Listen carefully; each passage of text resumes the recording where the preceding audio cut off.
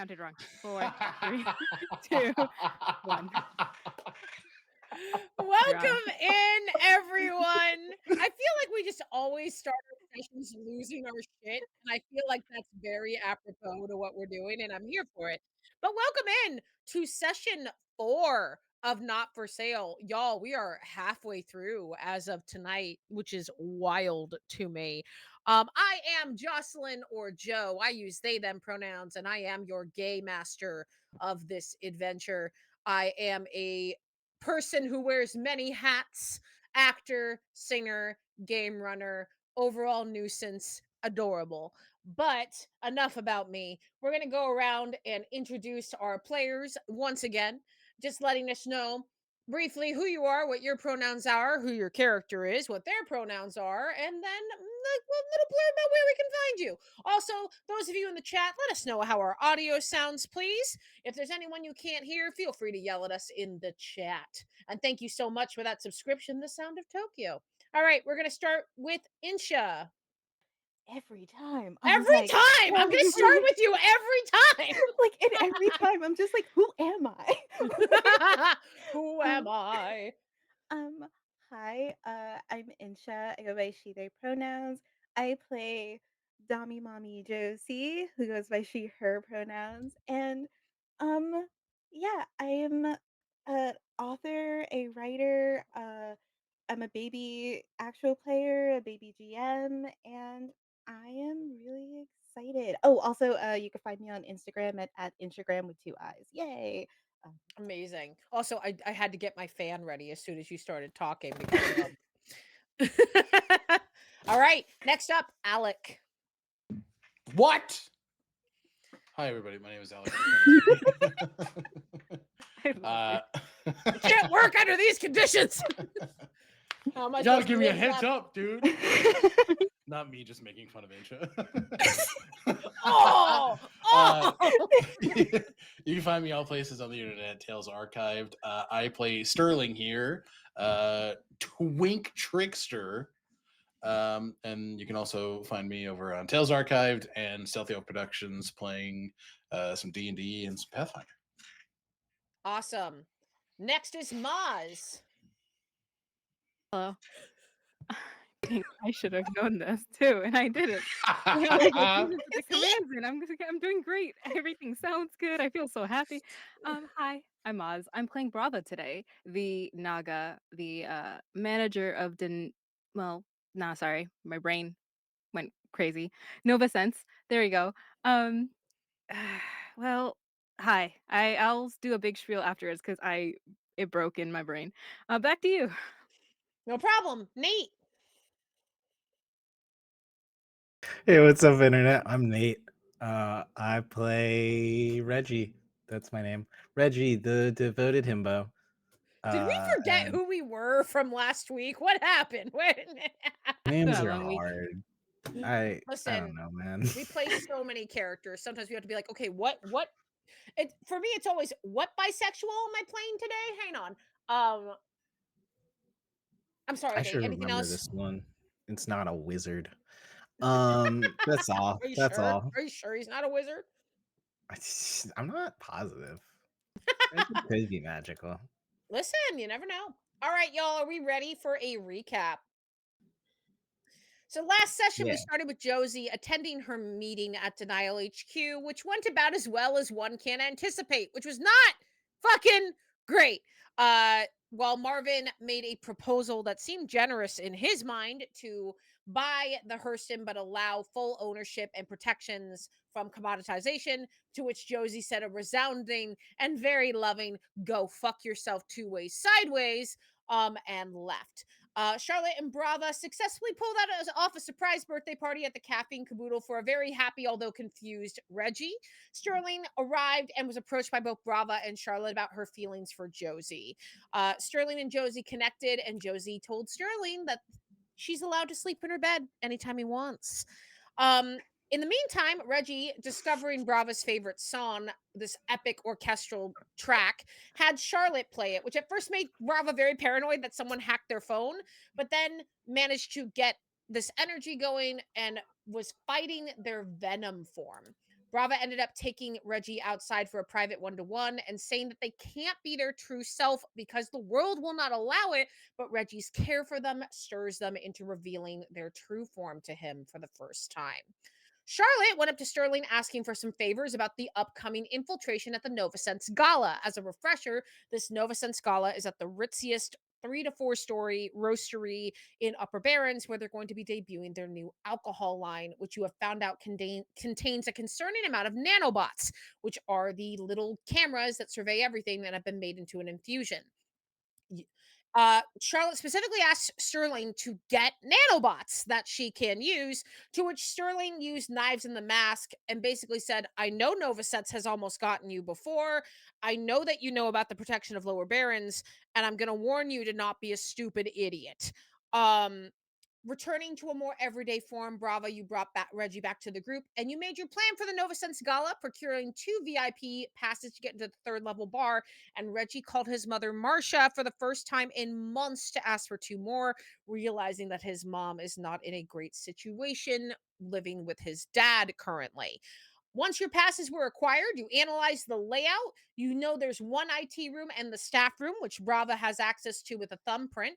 And Sterling admitted that a photo had been taken at them at the Denial Depot earlier that day when they tried to stop people from being taken away to be surveyed. So a plan has been made, which we will get to at the beginning of this session. As the party ends, Marvin texted Josie, see you tomorrow. A figure darted into an alleyway that Brava caught a glimpse of, and when Josie returned to the Hurston, Devin says Keith stopped by with a note saying 3165 with a drawing of a computer. Devin then admitted that you've had your first forced commoditization in Lower Barons, a LGBTQIA thrift store called Good Jeans. Sterling, you visited your found family, but then went back to the Hurston to take Josie up on her promise. In an intimate moment, Sterling allowed Josie to take off their makeup and they kissed. Josie is officially smitten. In the meantime, Reggie asked Brava to go for a walk with them, and they walked hand in hand in Lower Barrens, observing the rare third spaces still kept safe in this dystopian world. And on that very wholesome note, I'm about to wreck some shit. Let's go. So Hell we're gonna yeah, start brother. with the plan that you all have enacted because Sterling knows that Denial has her face in a photo. So I'm going to let Brava and Sterling take this away. I imagine we're getting this set up pretty early, huh? Oh, Uh, yes. Sterling does not wake up early. So I think having spent the night at the Hurston, uh, Sterling will leave a little note for Josie, kiss her on the forehead the same way she did him, and we'll jump off the uh, fire escape. Very Mhm. tired. Brava, get up. We have shit to do. And I'm sure Brava's already ready. Is this a message to their phone? Pounding on their work door. Or are we like you jumped off the fire escape, just flying squirrel type, got to Brava? Is that what's happening? Yeah. I just Oh, need yeah. that whole Yep. part wasn't explained to me, so I just need that right there. Just And then to The ideal drop Bravo down point. and then beelined it to wherever Brava is. I imagine they coordinated got it, beforehand. got it. So you just pack in the parachute always. Okay. Yep, always. So I swear to Bravo God, would if you be go down this path, I will make you roll a defy disaster check. Don't tempt me. No, they ran. They ran. Brava also would not be up early, like up like on it. They would be on their balcony, as always, waiting for the sunrise. Um, and as the sun like fills up the like balcony, the light comes up from their feet all the way. Their true form is slowly being taken by their external form, and they just Ooh. let the sun bathe over them. So when you come down, you just see the like the last remnants of their true form where their hair kind of comes down. Today they have it short, shaved on both sides with like 2 little braids, and they haven't done their makeup yet, but uh they're still in their robe, and they open their eyes. Morning, Sterling. Yes, good morning. The sun literally just came up. All right. It's Oh, beautiful. it's bright. All right. Did How you we do do your this? makeup? Sterling forgot because Alec forgot. Nice catch. So no. Just what are you looking at? Nothing. Oh. But they will kind of push the slide door, like, closed a little bit to see your reflection behind Brava. No. Oh Were you no. busy? Yes. Sleeping. I don't Oh, sleep in it. I'm not a crazy person. God. sure. Oh shit. Well, it's fine. It's you. It's fine. It's fine. It's fine. I'm opening up, I suppose, for that may be the death of me. That's yet to come. All right. Were Sterling does you look worried like that I would not like the uh, I'm worried that well, no one would care about the person underneath. I have a very, very important question for you. Yeah. You want to know who doesn't know what you look like without your makeup? Uh-huh. The audience. Uh, yeah. Ah, damn. That's a great point. Sterling, I don't even know what you look like without the makeup. This is new to me. this is new. Uh, Sterling has a very sharp set of features. A very hawkish nose that's sort of upturned at the end, very sharp cheekbones, and an angular jaw. Um, they look to be AMAB. These bright, almost gray blue eyes with an array of freckles across her face. And the hair, without any of the temporary dye in it, is a bright ginger, like almost like auburn. Um, and so, yeah, they're just a little cutie patootie. Um, He's so cute. He's adorable. uh, but yes, I just didn't really think anybody would care.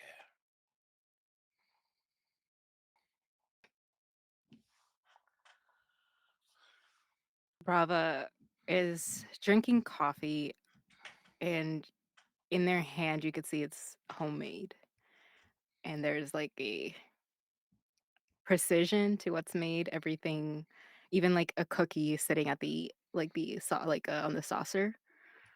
They take it up, take a sip of it, open up the door to let them in. "Well, I didn't expect you to come this way, but the hallway will be the quickest before we can get started on all the work we need to do, so Mm. if you need to touch something, well, don't." Hands off. I will be here to do makeup and then to leave. When they come in, Bravo will turn, uh, back to Sterling. Mm. "Makeup or not?" And rippling out, you see Brava's like, just a little bit of their true form, like, it's not full, it's like if you were looking Mm. at the reflection of someone who's looking at water, just ripples of Mm. it. Mm-hmm. Who you are underneath was always more than enough Hmm. for me. Oh, thank you, Brava. Never I mind. I What? have one more biting comment. Mm, Thank you. And I hope you had as good a night with Reggie as I had with Josie. oh, so you were busy. Quite. She did a number on me. This is why you stretch.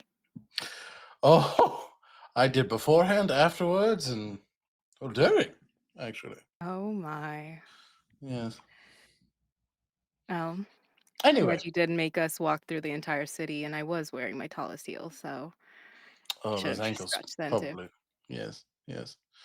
They say that as they put on, new pumps, but as they're putting it on, the heel of the shoe is a blade, and you can see that in the night, Brava had sharpened it. Good God. All right. Well, I'm I'm not ready. touching anything I'm except the. calling Who are you calling? your twins. Oh, perfect. Yes. All right. I'll get set up. It literally looks like a sleepover. Like Sterling sets up an array of makeup and it's just like, all right. I'm Wee. gonna say that you get 3 people, Brava. You get Nina, who volunteers to do it. Um, Nina, again, this 4'11", like, like, God, who's there's a specific actress whose name I can't remember. I'll remember it eventually. But like like is Asian American of descent looking, is 4'11" and is fierce as hell, quite curvy, wears almost as high heels as Brava, but not quite. Um and shows up like wearing this very hot outfit and like is like, well, I know that Sterling dresses really well, so I had to dress really, really well. You're goddamn right. And I'm assuming you've got your makeup on by this point. Yes, Um, yes. Yeah, they did that very quickly before anybody else would have arrived. yeah, Nina shows up in a like very skin tight bodysuit that is black. It almost looks painted on. Night. But there's like Hey, damn. like silver chains around her neck. I listen, you made your characters hot, I make you hot NPCs. You're welcome. Yes, yes. Indeed. The second person to come in is Saren. Saren is a non-binary part-timer who, whenever they work at Novasense, tends to keep most of their piercings out. They've got like piercings in I think one piercing per eyebrow. They've got a nose stud. They have a lip piercing. They've got several piercings down the ears. And Brava, this is the first time we've seen Saren with all of their piercings. Z have like a bar in their ears, so they them and z's are pronouns. And as uh as they come in, their hair has like actually been dyed to look like Sterling's.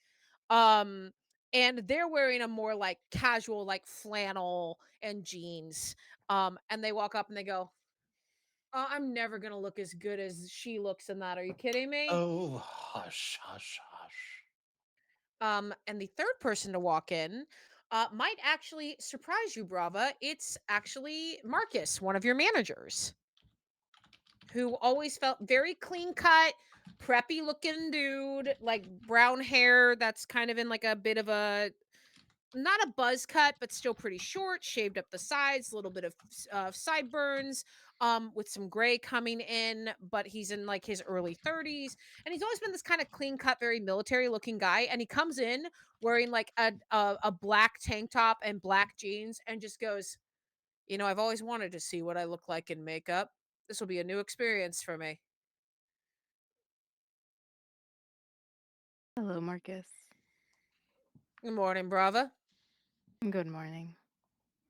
Listen, I wasn't going to Everyone, ignore the group chat request. good.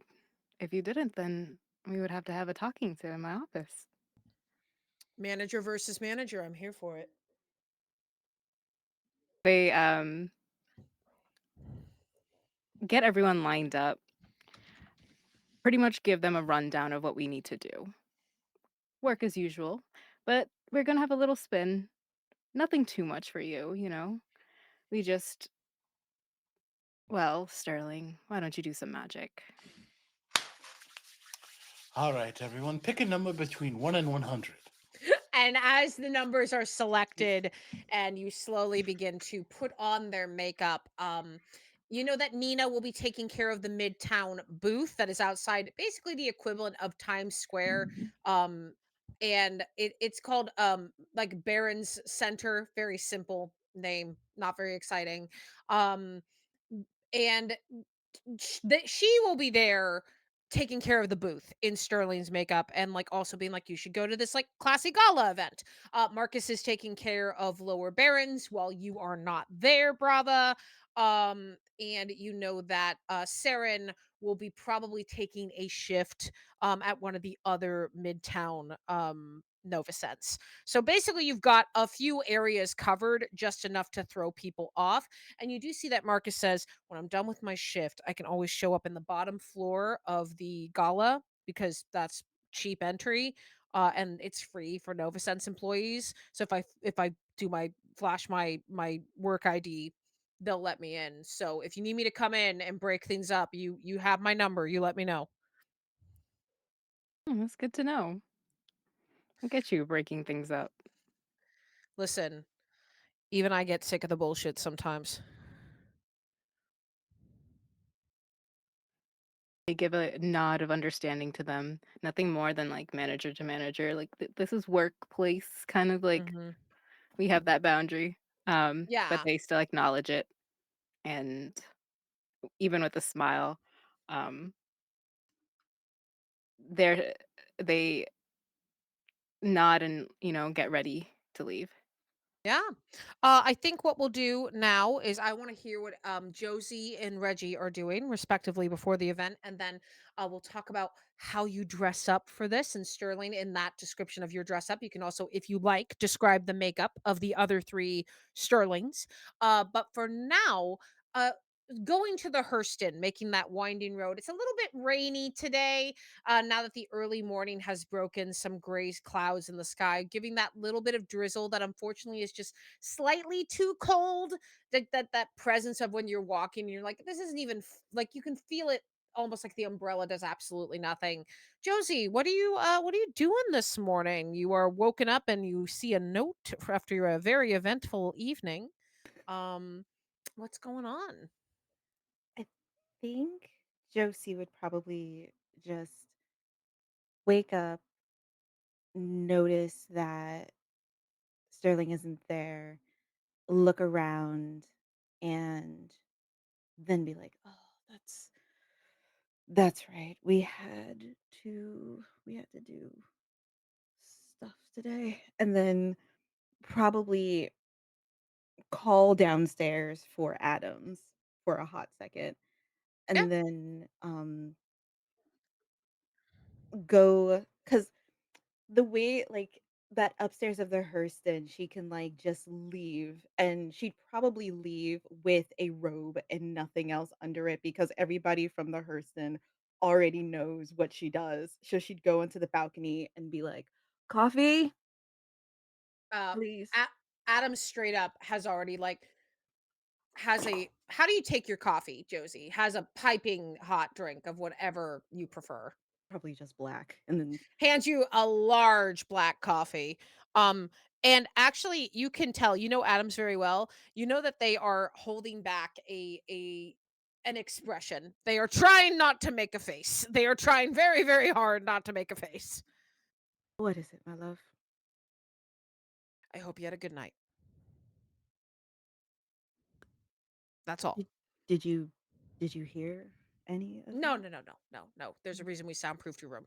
Oh, you are my angel every day. I mean, all the rooms are soundproof. Can you imagine the cacophony if we just let everyone do what they please without soundproof rooms?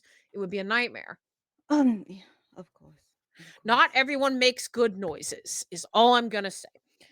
No, some people make good noises. I've heard good noises last night. Anyway, can we? What do you need anything? Adams is just like cracks in that moment when you say, "Oh, I made good noises. There were good noises last night." Adams just goes, "Get it?" Anyway, and this moment of like very rare, like kind of childlike, like not childlike, but like kind of like yeah, like, kind of, like, innocent, like, "Yay, mom!" Like, it's like there's, like, that little bit of because Adams is very, like is the muscle, is the right hand. She is, like, always immaculately dressed, like, has a suit jacket, has a dress with a belt and a neck tattoo and looks really cool, and just has this moment of, "Yee!" and then stops and just goes, "Well, I'm glad to hear you had a good night. You let me know if you need anything else. I know Sade has been out and about, said something about needing you, and then headed out for some errands, so, I don't know what's going on, to be completely honest." Can you call her back here? Yeah, let me shoot her a text. Thank you. And Adams is gonna walk out to contact Sade. Oh, thank you. She'd probably just about face, look down, and then be like, "I don't know, fucking cat," and then go back into her room and then immediately start changing for the day. Um, What are we wearing for the gala? oh, we're doing that now? Yeah, I think that we're gonna kinda like well, we can talk about what you're doing for the day, but I think to get to we're gonna probably get to the gala pretty quickly. If there's anything in particular you would like to do before we get there, that's totally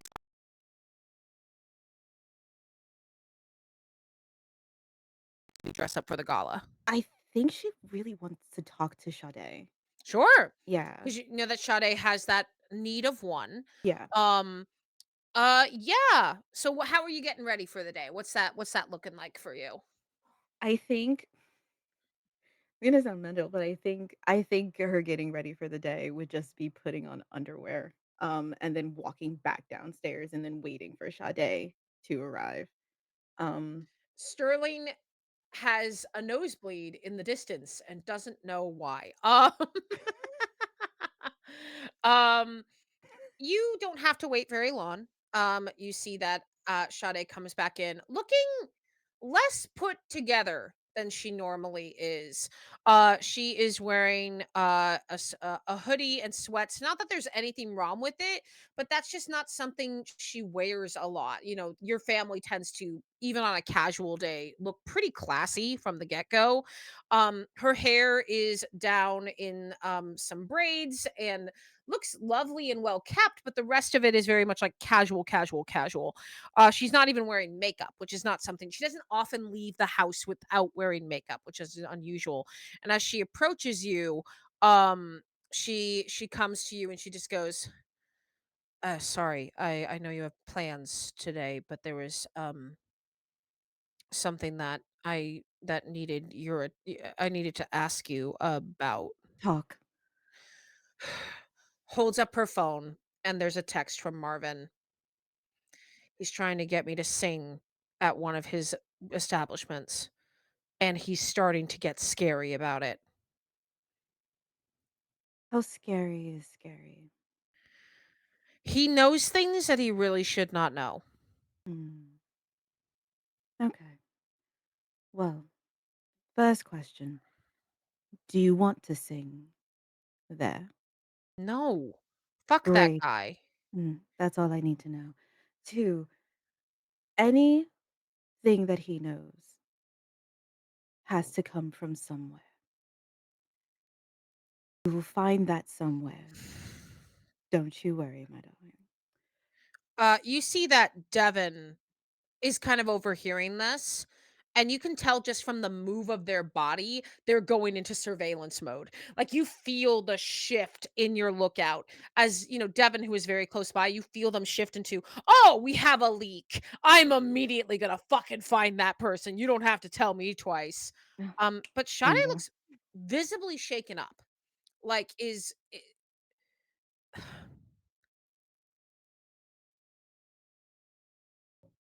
I don't like that he knows so much. It makes me wanna get rid of every app, but then it's like I can't do anything without the denial app. I can't do anything without it. Like, I don't know how you function, to be completely honest, Mm. but it feels like he's just learning more and more and more. It's like he can read my fucking mind sometimes, and it's really scary. Listen to me and listen to me carefully. You are under my protection for as long as you want to be. Whatever he knows, it is to scare you only. So I have to go to this gala with people. We will talk perhaps there, but you have nothing to worry about. I've Uh, taken care of every single problem that you've ever had, and I will continue to do that. there's a moment on Sade's face as if she's about to say something and then thinks better of it, And as she kind of opens her mouth again, knowing that you would spot it and knowing she can't get away with it, you see Adams has come up and goes, um, so burner phone, hands you your burner phone. You need any of us, hit us up here. We'll She'd be right literally there. look and be like, "Wait a minute. Talk." I don't like that you sacrifice so much for us. I don't want to also be like, I'm glad that you're in my life. I couldn't be around without you, but I often feel as if I owe you so much and you give up so much of yourself for all of us. I just don't know how I'm ever going to repay you for that. You don't. You just keep singing, That I can do. and that's all you ever wanted to do. So, Sade, with your permission, will take your hand and squeeze it very gently. And then go, okay, I'm going to put makeup on my face. And she's going to go get changed. Adams hands you the burner phone. So now you basically can get any of them in this mission, should you so choose. ugh, technology. Okay. You texting. Anything else before you head out? That's all good for me. She'd go back upstairs. And we'll talk about your outfit in just a moment. Reggie, first of all, That's me. we haven't really gotten to know your living space. Where are you crashing these days? What's the situation? Well, Reggie is currently living off of barista salary in a capitalistic fascist society, so probably not great. Probably a very small apartment. Not in the best part of town, but it's got like cute cat posters and just like I don't know why I just think it's got like a bunch of posters of really buff animals, like a cute kitten with like a really ripped body, and then No, like a that sounds about motivational right quote at the bottom. for Reggie. Yeah, no, that sounds right. That sounds right for Reggie. Uh And an at-home gym. oh, of course. Do you have a roommate or do you live by yourself in like a studio? A studio just by himself. Yeah. Cool, cool. Are you an early riser? Like you're a gym brat. Are you an early riser, late riser? What does it look like for you? I think Reginald is quite the early riser. Um, got that one from his dad. And he has a big day ahead of himself. He last night got a pass to the biggest gym in like the city. Which is in the So process of being renamed to Reggie's Rad Gym. That is canon. That is a thing that is happening. it's pretty exciting. So I think he would first go to every single one of that gym in the city and like do laps around to kind of figure out which one is his favorite setup. What has like, all the things he needs, but like also in like an ideal path that he can move through the gym. Um, so I think that's most of his day is literally just doing a couple laps around a gym, making a couple notes in a notepad, and then walking out. And then once he's finally found which one is his favorite, then he goes and actually works out for a few hours. Incredible. Also, thanks for the pinned message of why is this so Virgo That was a coded? fucking accident. I don't unpin it. Nope. Because Everyone needs I'm to a know. Virgo, okay? Oh my god, I'm so So sorry. is Incredible. Reggie. It's so efficient. So Oh my sorry. god, I love it. No, it's really I'm good. gonna I go love and it. see the layout. That's my morning. No, and as you do get a ping on your phone in your employee group chat. And you see that Nina has a picture, a selfie of her in Sterling's makeup, doing like a piece, uh, like a cutesy face in Sterling's makeup. Um, very like Sailor Scout because I love doing this in photos. And you see that behind her, Saren is doing the same thing. Like it's just like, and you actually see Marcus who's not doing the same thing, but it's like white guy thumbs up, like um, and just like Team Sterling is a go. My gosh, that's so cute. Since like a couple hearts back. Um, I think that you discover that the gym you probably like the most is probably like in lower midtown, closer to lower barons than farther, because the further up you get, the more ritzy and corporate it gets. Um, and as you come back, you actually get another text, and you see your sister's name, and it says. When Ronnie sends you texts, it is the most clinical shit. Reginald, I have been informed that you will be attending tonight's event. Did you procure a VIP pass? Everything has perfect punctuation. There are no emojis. Ronnie! Exclamation point. Yeah, I got some VIPs. Thanks for asking. Smiley face. Typing stops. Typing stops. Typing stops. Very well then. Period. I will see you on the third floor. Period. Please do not embarrass our family name. Period. Uh Reggie sends back like a selfie that's like way too close to his face. It's just like a thumbs up. Copy that, Sergeant.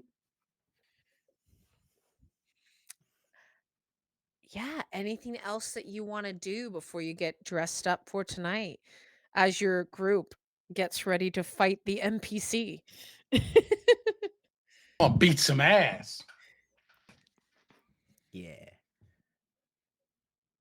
I think Reggie's gonna spend a long time with the money his sister gave him for his birthday, picking out his outfit. And Amazing. yeah, Alright, it's y'all, just we're gonna I'm sorry, go ahead. yeah, just I was just gonna say, yeah, it's just Jim and buying clothes, just spending his birthday presents. Alright, Reggie, what you wearing when you roll up to the gala that night? Ooh. I think Reggie is in like a charcoal suit with like a light pink button up and a bow tie that is like patterned like a snakeskin bow tie with like a matching um no pocket thing, pocket square, pocket Pocket square, yes. Yes, yep. handkerchief. Yep. Pocket square. Yeah, pocket square is correct. Yep. That little allusion to the Naga, how dare you, you're adorable. Um, uh, anything else? How do you get there? Do you take Kevin? Oh Haven't yeah, seen Kevin in a bit. yeah, for sure take Kevin. You look really dapper. Oh, why, thank you, Kevin. You look quite I've dapper yourself. did you do anything to make him look any different, or are you just complimenting the scooter as he is? Um, no, just complimenting him as is. That's very kind of you. I've missed you the past couple of days. I've missed you too. I actually got you this corsage. But you got Kevin a corsage? Yeah. What does it look like? I need to know what corsage you give the scooter. Lilac corsage. Cute. You like slide it on a handlebar. Mm-hmm.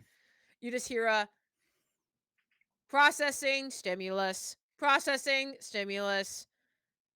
Oh, because it's the pressure on the handlebar.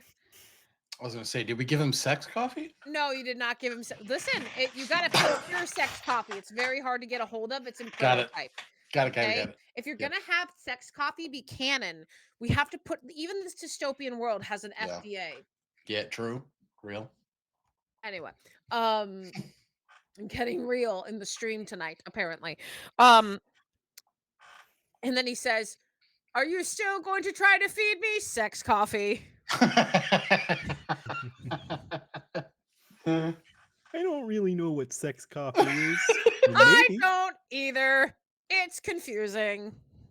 one day we'll find out together. Okay. Will And the we scary ride!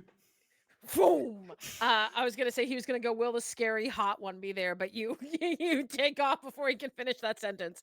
Um. Great, Josie. What look do you roll up in for the night? I like how immediately Alex like, hello. Yes, do tell me. Also, by the way, Reggie, hot. Add that to the Thank counter, you. please. That's it. We're at 43. 43, baby. All right, Josie. I have my fan ready. It's about to be 50. 52. I Yeah. I feel like I wanna just drop it, but I had to drop it for you guys because the visual component is, like, important to Josie. She would a lot of people don't get to see her skin unless you are her family. So I think that she would like roll up in this robe-esque dress that's plenty see-through, and I almost want to call it like Catholic core. They would have crosses on them and they would It was both me Hallelujah. and Maz going. Sorry. it would have, like, crosses on it, and then it would have, like, these wide bellowed, sleeves, but underneath that would be this bodysuit that, Mhm. like, pushes her chest up, but her like, also, like, her Take covers me to her butt. church. I'm here. You have wait, there's one more Let detail. let There's let more? her finish. Let Got it, her got it, talk. got it. I mean, got it. That, like, would just be, like, this bodysuit that, like, pushes everything up, Mhm. but the one detail that she has that she loves to pieces is there's a collar that the collar just kinda, like, goes down her chest, like and then underneath her waist, kind of like to hold it as a belt in, and that also has, like, a cross symbol, Catholic core. On the count of 1, 2, 3. Hot. Hot. Hot. Jesus. Uh, if I may. Hey, yeah. I'm too gay for this intro. Why have you done this to me? All right, add 4 more hots to the counter if you'd be Oh, so kind. got it. Um, all right. Sterling. Yes, darling. Well, Uh, darling, what did you dress up as tonight? I think Sterling. Once everybody is done up, Sterling will go up to Brava. I need an audience member, if you would not mind. They smile. Not like Look that. You see that? All 3 of the baristas just go, No, no. What? Not unless Brava asked really nicely, which I know they won't. Oh. They Mm, give, like, yeah. no attention to that, but they do, like, get a what is it? They're ready. They're just like, "Begin." All right, the theme for the night is Ghost in Velvet. The top is a smoked velvet military cut coat with like super exaggerated shoulders, an asymmetrical hem, and silver chain epaulets. Underneath is a high collared mesh turtleneck with sheer diamond patterns across the chest. The bottoms are tapered charcoal trousers with double buckled sides and a slight drop crotch silhouette for that like streetwear edge. One knee is slashed and hand stitched with a white thread with like a messy X. Some accessories. We got black leather gloves with white thin piping along the knuckles.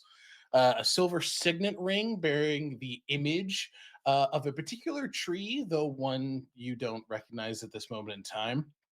Um, Very chunky platform combat boots with steel capped toes, lightly scuffed, but it's in an aesthetic way. The mask that they are adorning is porcelain white on one side and like oil black slick on the other, split like a jagged lightning bolt.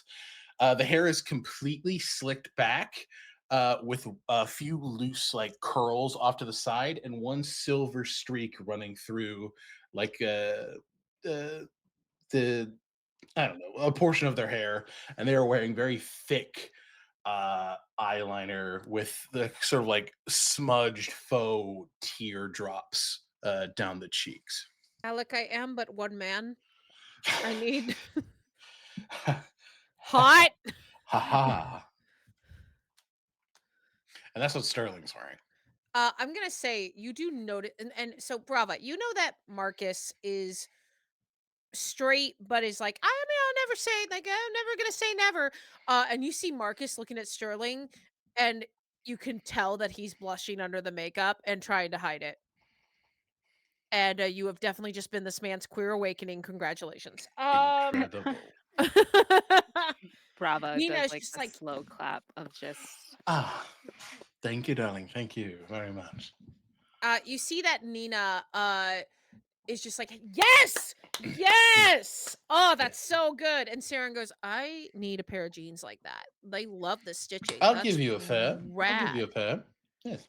Saren is noticeably more curvy than you, so kind of goes, I mean, if you can get me a size or 5 up, that would be great. I'll make alterations to the ones I Oh, have. Give you you're a the nice little fucking best. slit down the hip. Ooh, no, that would be great. Um, Exactly. and then Brava. What is our Nova Sense manager dressing up as tonight? uh I'm gonna post it, but like they will leave afterwards, as soon as the three of the other managers are out. Mhm. Um Go peace out.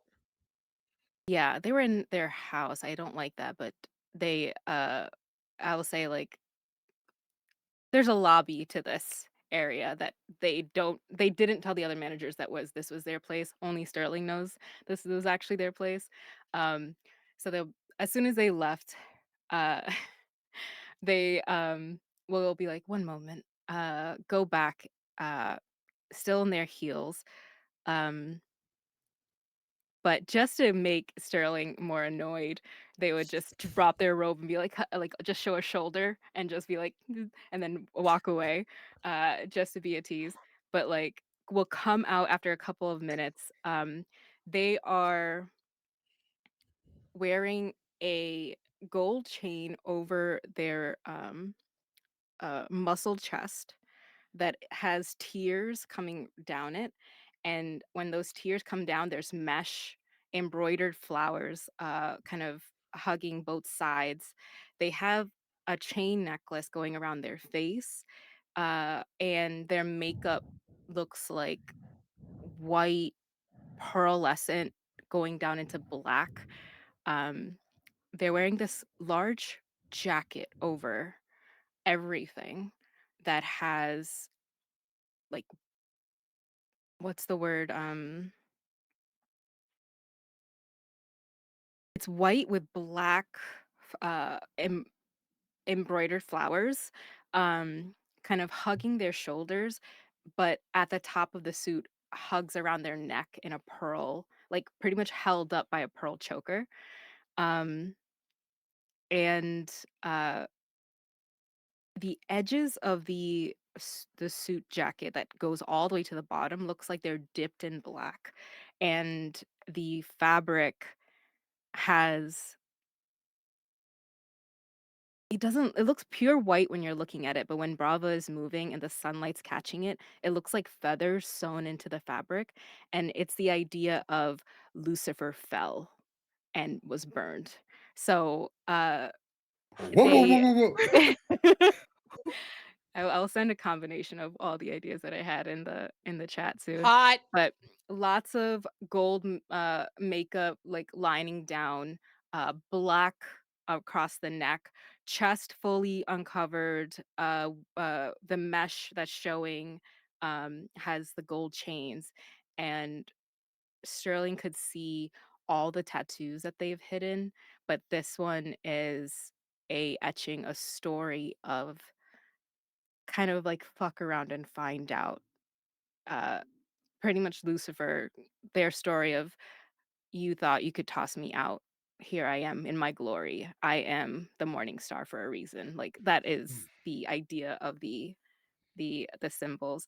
Um, but yeah, they just walk out still in those heels, their stilettos shaped like blades. And every single time they step down, they they're soft, at least in their house, but once they leave the place with Sterling, you can see it like it piercing because it's still glinting in the light. Sterling will just lean Incredible. over, if that's okay. Um, Brava, Yes. you look, and if it's okay with you, Maz, we'll tap the top of their hand and just kind of like cup it. You always look wonderful.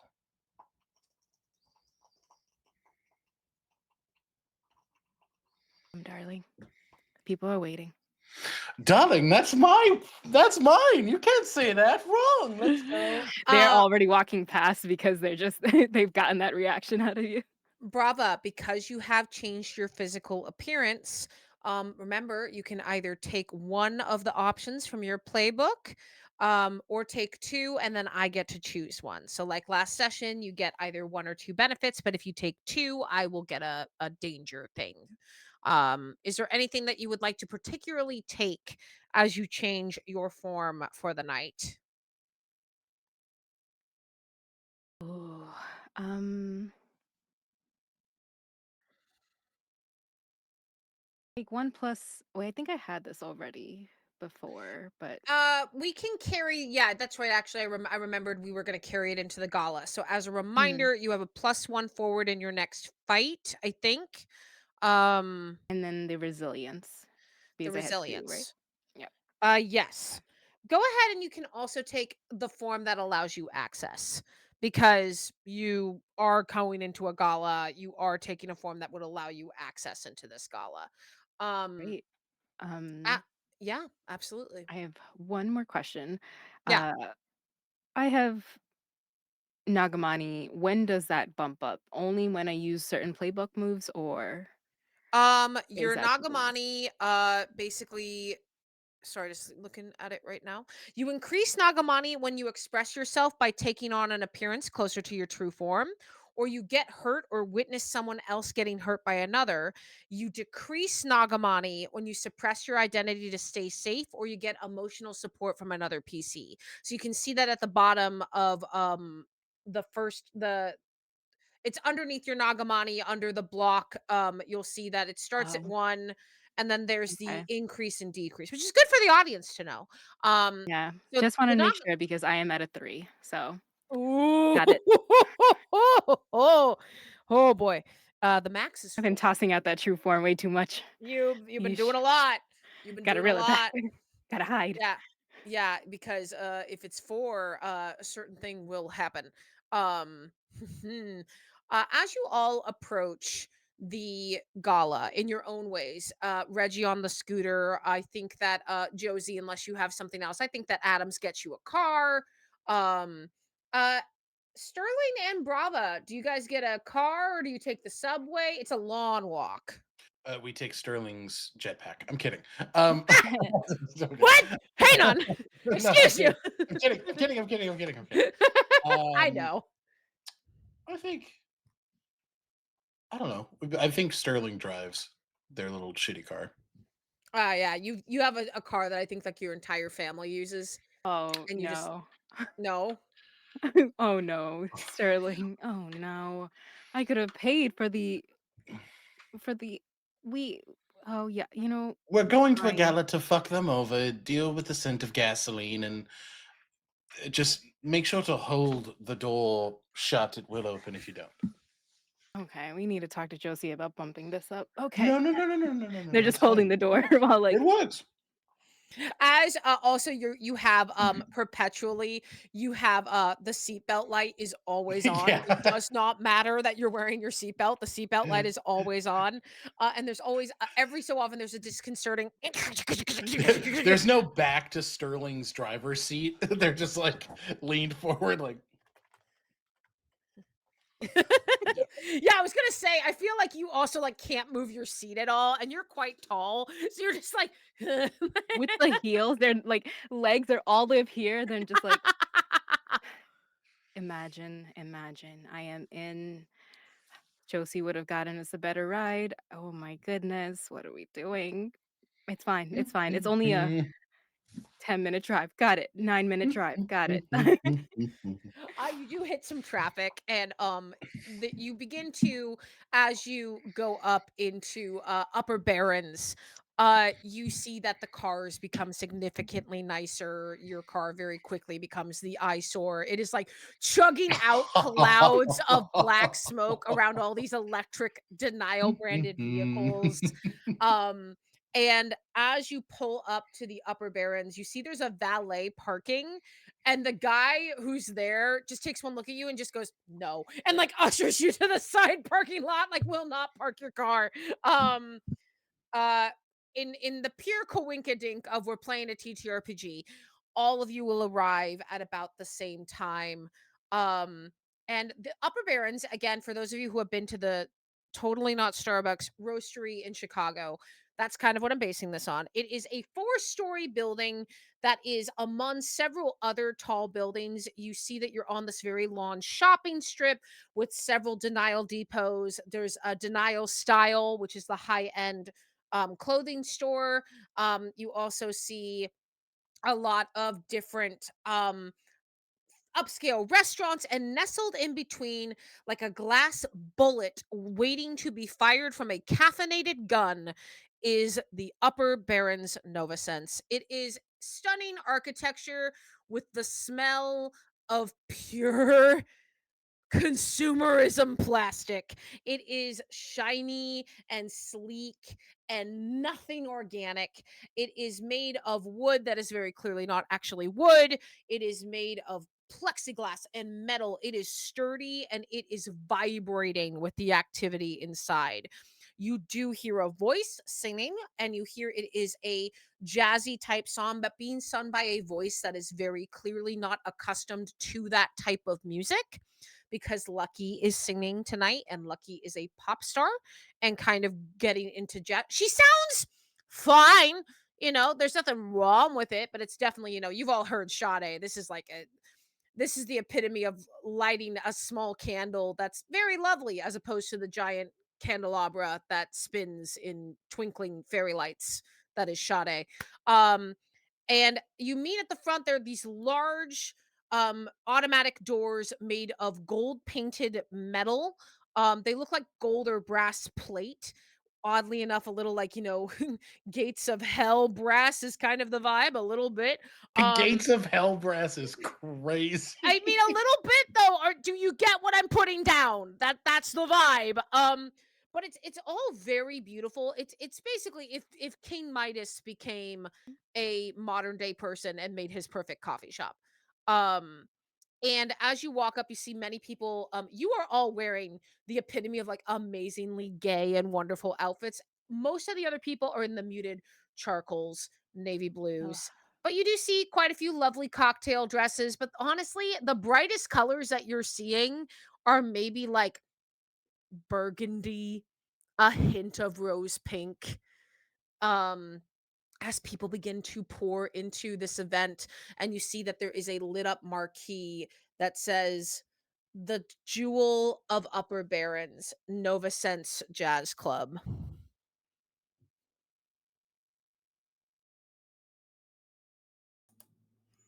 This is I guess this is all they could do. Um, they put the door back together, get themselves situated, um, get around to pretty much have a hand for Sterling after you. Oh, thank you very much, darling. They start walking forward, and they're looking for Josie and they're looking for Reggie. I don't think we Reg have a meetup time beforehand. I think this is kind of like we walk in, separate, look across the room kind of Mhm. ideal. Yeah. So as soon as there are people coming in, Brava uses the voice that they've done, their customer service voice comes up. Welcome. Hello, Brava of Novasense. How are you doing? How's it going? Well, look at you, all burnt in charcoal. Well, okay. And if someone's like, you look great, they're gonna be like, you, yes, and walk around. as you greet people, a lot of people who you recognize because there's a lot of Novasense corporate and upper staff. You see a few politicians that are really figureheads, because most of the people who make decisions are on the denial board of directors. And you see Lucky is singing on a stage on the first level that was made to look like, I mean, let's just say it, a polished, cheaper TGI Fridays version of the Hurston. It is very much what someone That's thinks a crazy. jazz club should look like, but it is so corporate and so like, we have appetizers out that very clearly we like made in bulk that came from the Denial Depot. Like, and Lucky is singing. And again, Lucky looks and sounds great. She is wearing this beautiful sequined pink gown. And Brava, as you pass, you see she looks at you, and you can tell the look in her eyes is even I think this is bullshit as you walk by as she's singing.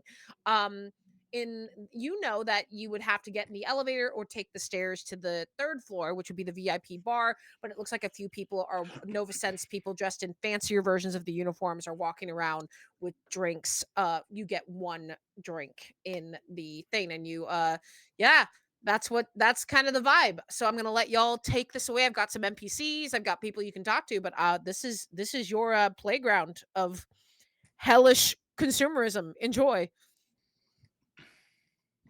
Oh, well, they start just taking up the room, like in waves, going around, getting their greetings, checking in everything they have on their watch phone, their checklist. They're going through it, looking up. That happens 3, 2, 1. Whether if there's like balloons or certain things that Nova Sense needs, they're just timing everything out. Like, um, all I can think about is a concert producer who's counting everything in and out, counting inventory, and they take a lap of the room. Uh, I'm guessing noting where Josie is if they have arrived yet. They give a just slight nod. And when Reggie appears, being like, "Your station is here," talking very like we're at work. But when they get close,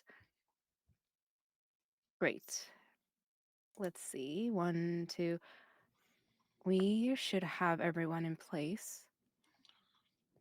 I think we need to figure out how to get back there without anyone noticing. So, oh, Reggie, that's a nice bow tie.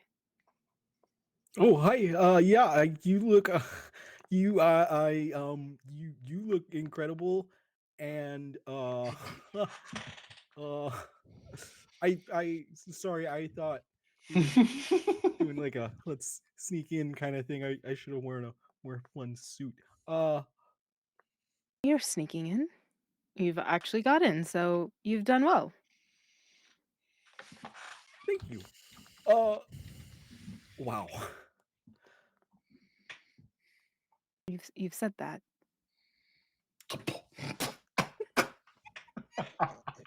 Yeah. Brava is like, I'm gonna keep my foot on his neck. Reggie's like, thank you. Yeah. Thank you, ma'am. Appreciate sir, ma'am, sir, neither. My lord. My lord, yeah. My liege. Anything you want, my liege. God. Anything you want, my liege. Listen, you need a non-binary way to refer to the person, my liege. Liege, Just bring majesty. pretty good. Mhm, Grace, your mhm. Good. Grace. Yeah. Nice. Yep. I'm sorry. Would Please have continue. thought this. And yes, you were saying. Wow.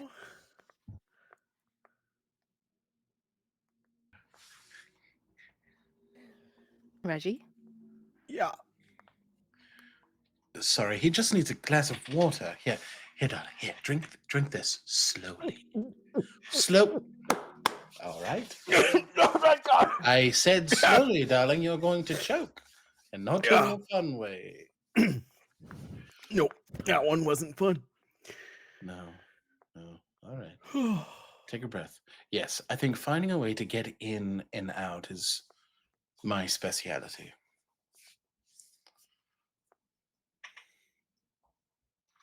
So the good news about you all having the VIP passes is you have access to almost everywhere in the building. You notice that you're in the bottom level right now, which is the most populated. It's where most people are going to be. The second floor being kind of like the tasting bar they do for like specific ground beans of the Nova Sense brand, the Sumatra and the Colombian dark roast and things like that.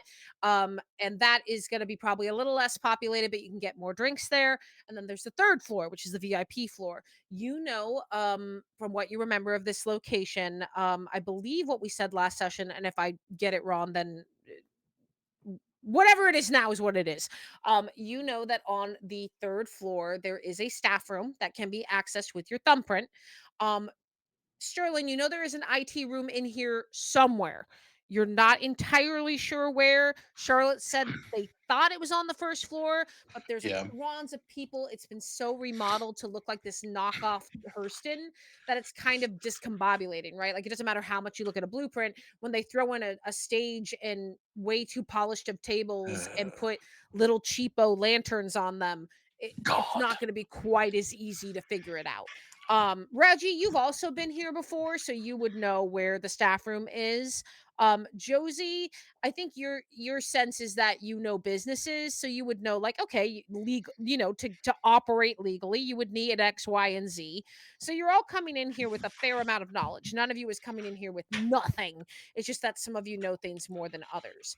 I will say that for full disclosure, I have a ticking clock going on. So let me know what y'all are doing. Oh. Oh no. Ah. The pressure.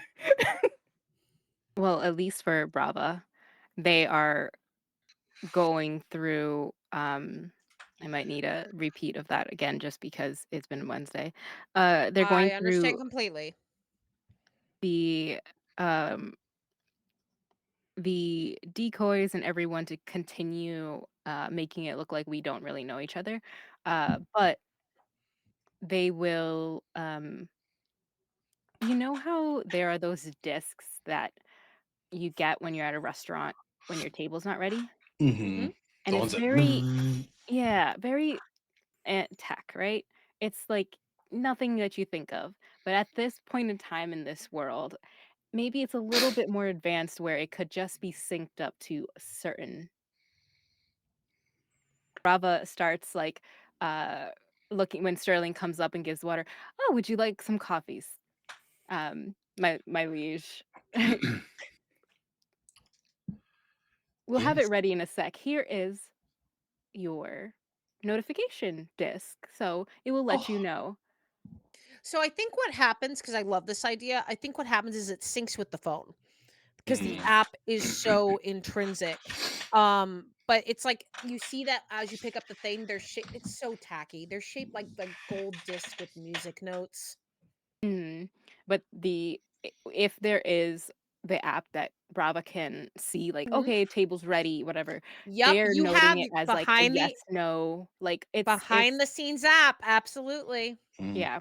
If it buzzes or it does a cool effect, it's pretty much transmitting messages coded to each other, whether it's through the Mm. vibration or, like, a notification. Like, "Your coffee's ready," means, like, we're good. Let's keep moving. Or there's a delay. Get out, right? Something like that. And that's what Mhm. kind of they convey. Give one to Reggie. Be like, oh, if somebody needs that, here's one for you. Where would Josie be? I think right now Josie is at the bar, literally went behind the bar because the liquor's so bad here that she's upset. So she's Queen. just kind of like, I don't know why you guys would use vodka like this. This brand is trash. Like berating the bartender, but like knows that it's not his job, so kind of doing it in like a loving tone, but also like, what the fuck is this?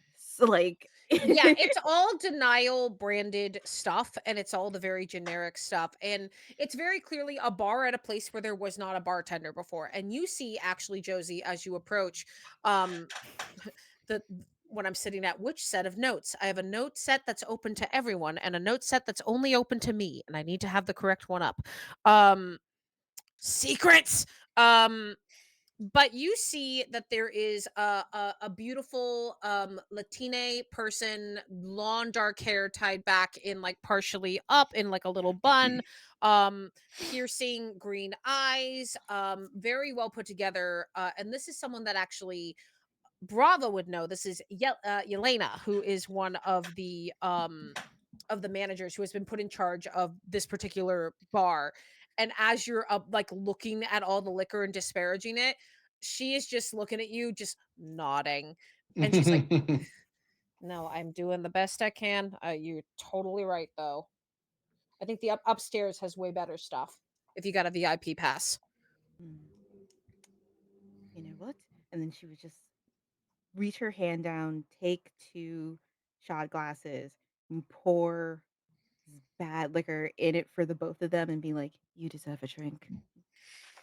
I'm supposed to technically, and she holds up what looks like a little dropper, and it Mm, has what looks like black, like vanilla. It looks like a vanilla bottle. She goes, "Well, I'm technically supposed to put this in all the drinks, but that's disgusting. I know. Listen, it's my job. I'm not going to give it to you if you don't want it." But you kind of gestures, and you see that the other people who are helping, they are putting little droplets of what looks like this vanilla into people's drinks before they serve them. Can I can I have that? Nah, I would really love to say yes. I will lose my job if I give it to you. Mm, can you get another one? I'll tell you what, once I'm on break, I'll check the back. Mm, That work? yeah, if you see one, give it to me. I'll Duly get you noted. a I'll get you a better job if you give one to me.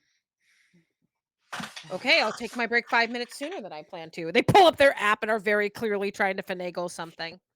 And And then brava, you spot Josie. I'm sorry, please go ahead. no, Josie would, like, then look up and go over to Brava, not recognizing Sterling at first, but looks at Brava and then looks at, like, Reggie and be like, "Hello. Oh, hello. Hello, Hi. darling. Uh, Brava, you look amazing. Reggie, you look this is a new look for you." I'm so sorry. Can you go back to the what was that? And Bravo just takes a sip of their drink. Yeah, it was really cute. You guys are really cute together. I like I this. have a very important question for you, brava, and I need you to answer this 100% honestly. Did you drink exactly what the bartender gave you? No. They're just like Okay. putting it like here, like this, like Okay. I need to say more. check in. That's important for me to know. Gotcha. They're just trying to make this just cute moment keep going. So they're what is it? What was that? Go back to that. I'm sorry. What was that little face you made there, Sterling? Oh, I'm just. Thank you, darling. I think I look quite good.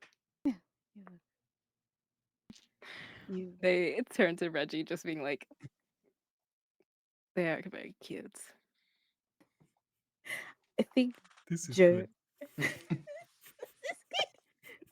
I think Josie would probably look Sterling up and down and then kind of like catch her eye on something and then reach down to their hand and then just be like, "Oh, this ring? Hmm. Is this new? Yes. Hmm, that's interesting. Isn't it? Hmm, fascinating, to be honest with you. Yeah. Had it made after a beautiful sight. Mm.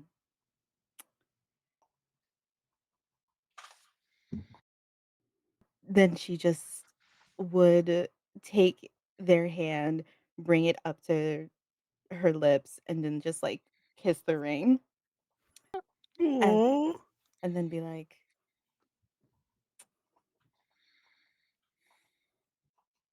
"Is this for me?" Of course. Mm, And, Aw. and did you get my letter? I did, I did. Good. Thank you Oh, there for was letters. Reggie, did you hear that? There Oh was my god, there was letters! Yes, this is they're after writing Josie and I letters. They had fucked last night. they're whispering to Reggie, like, "Did you know they had to stretch during too, and they had time for letters?" How is we Yeah, had that? that makes sense. we still Josie's had definitely time the for top in 3 that one. rounds and maybe 4 or 5. I don't know why are you guys whispering? Talk out loud. Talk out I'm Anyways, sorry. yes, I'm it is for you, saying darling. at this my normal volume. I didn't really care. I think at this point, you see that a few people begin to move up to the second and third floors, and you see as people move up, there are suited denial agents at each of the stairs to the higher levels. So if you decide to go up, you will need to go through a scan.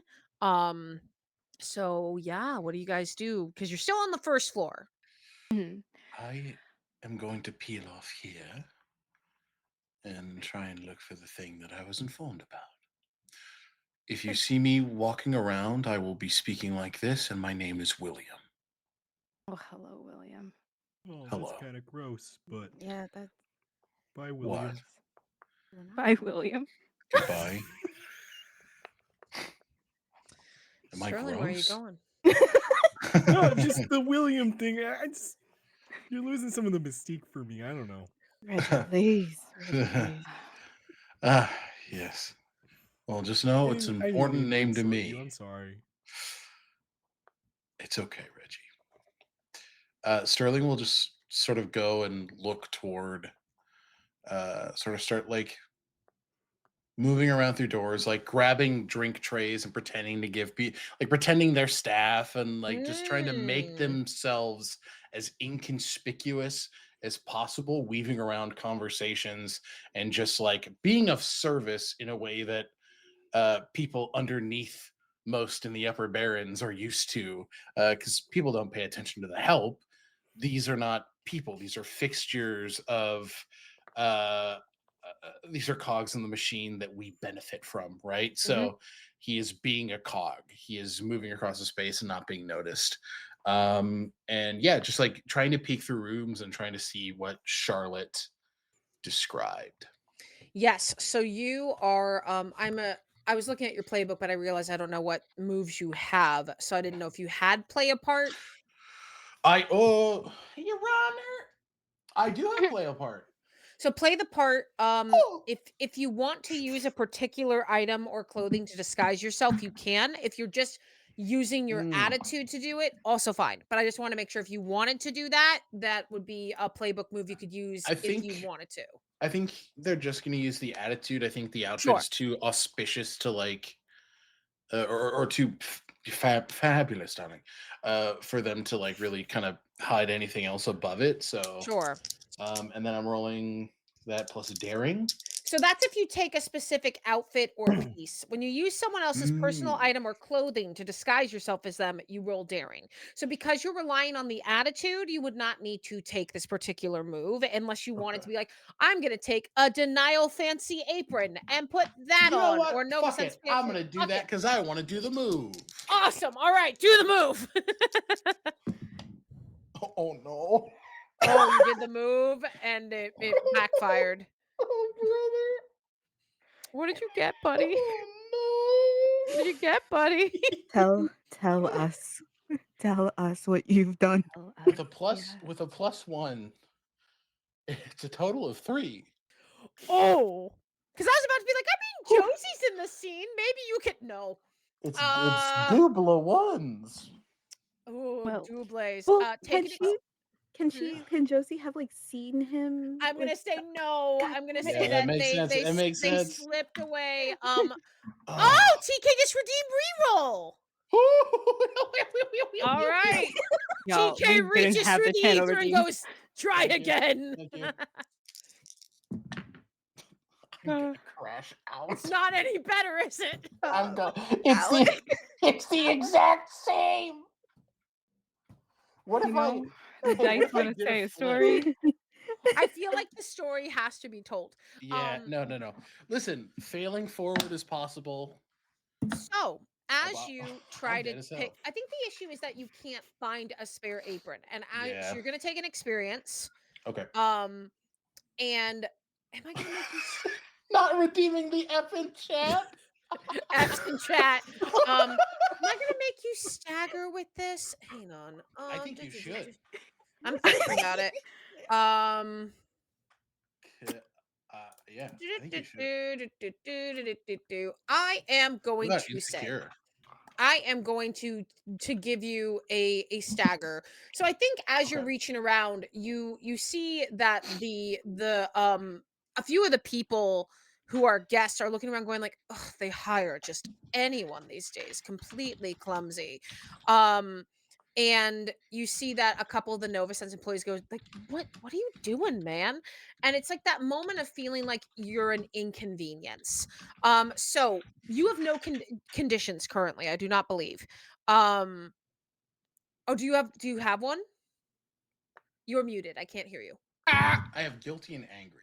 Oh my god, that's right. You I didn't have take I two. thought you cleared a condition I because of cleared the one. I had three. Oh god, I forgot. Yeah. Okay, so you have 0 to 3 conditions. You can either lash out at someone whose regard matters to you, hesitate or stumble and the opposition gains an opportunity, or you grin and bear the blow and mark 2 more conditions. I'm like, oh. Ah. Fuck. Makes for interesting story. I'm gonna give someone the opposition an opportunity. So what happens in this moment as you're trying to grab an apron, you're trying to blend in and play the part? What happens in this moment as you get kind of scoffed at? I think what Uh, hurts more, maybe, does it hurt more hearing it from the Nova Sense employees than it does from like the uh, regular rich customers? I think that's an aspect of it, but I think it also triggers a memory for Mm. Sterling and one that just completely halts her in the moment. General content warning for family dynamics and car accident. Um, Sterling is shot back to their youth. They're in the back seat of a car being flanked by an older brother and an older sister who are speaking and saying things very similarly to the people around him in this moment. Like, what are you doing? Is this your first day? Like, are you not? Is this like, are you just bad at everything you do? Like, what's happening? And there's a point where the parents begin to join in and express that, well, maybe if you were tougher, maybe if you were smarter, maybe if you were just better, you wouldn't be made fun of, you wouldn't be ostracized, you wouldn't be boom, a truck just hits the side of the car, and that is the day that Sterling lost his family. And those were the last words she heard while the mask was formed.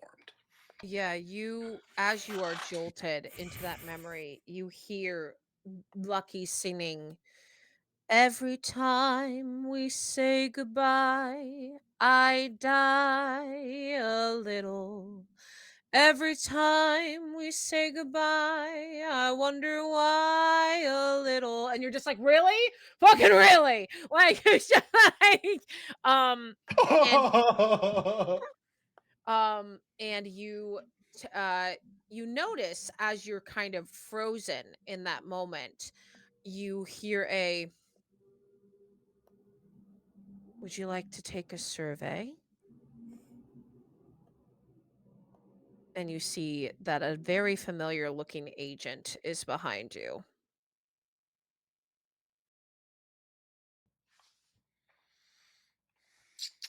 Doesn't have to be now, but before you leave, I'd like to check in.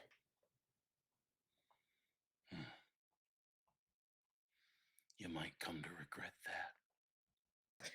I have very few regrets these days. And you get a good look at this agent who's actually like the glasses are off.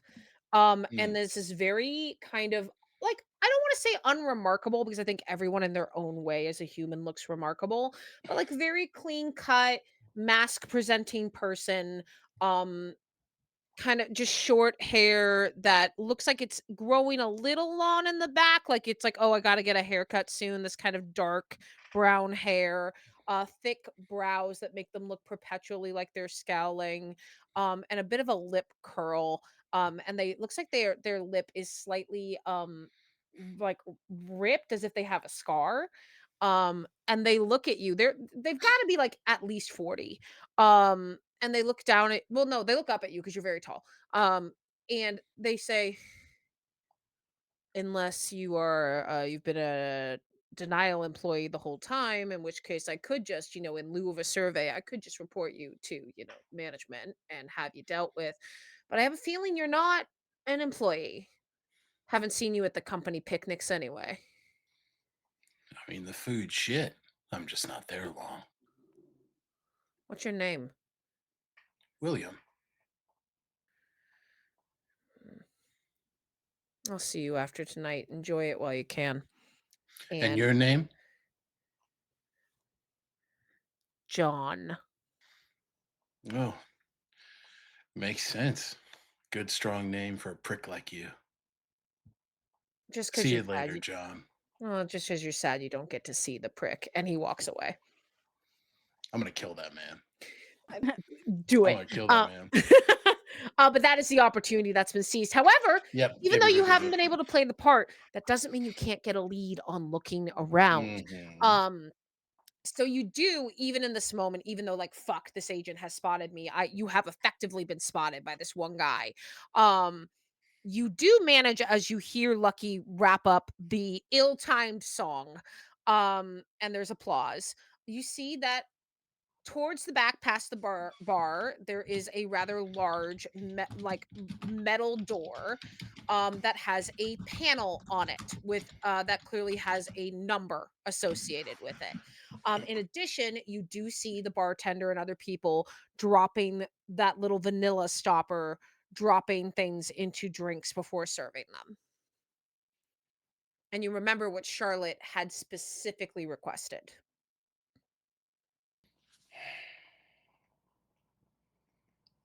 She goes for it. You're going for the door or the vanilla bottle? The door. Okay, we'll get back to you in just a moment. We are gonna cut over to, well, you peeled away from the rest of the group. So, what are the other three of you doing after some emotional damage? Oh, no, Bravo will wait for Josie's move. They've worked with a they have a very competent group and a family. So they're just looking at Josie to see like, great, we have one person to go on a hunt, I guess, for more information.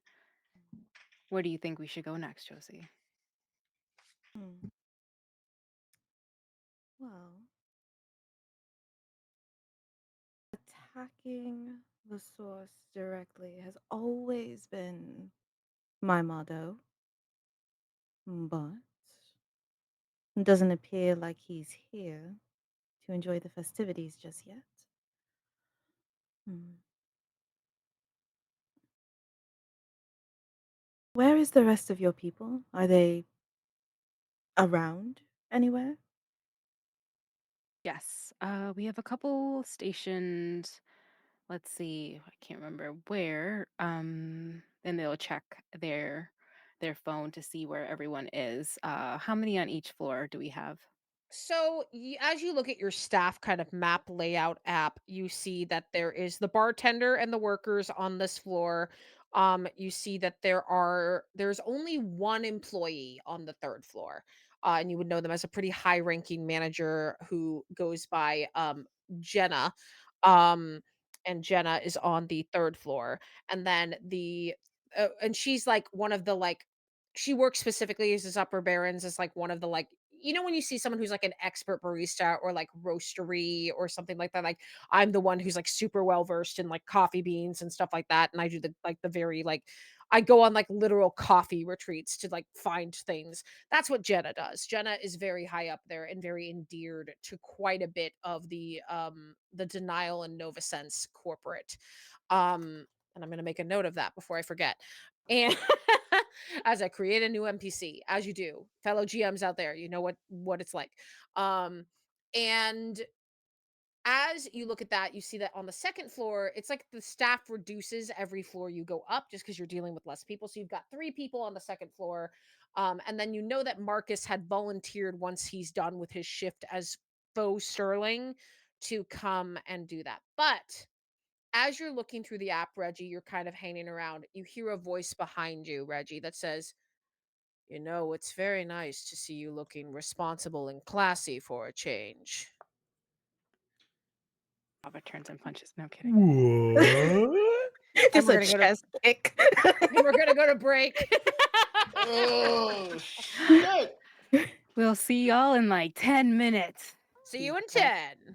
Yeah, it's only gonna get worse from here. Love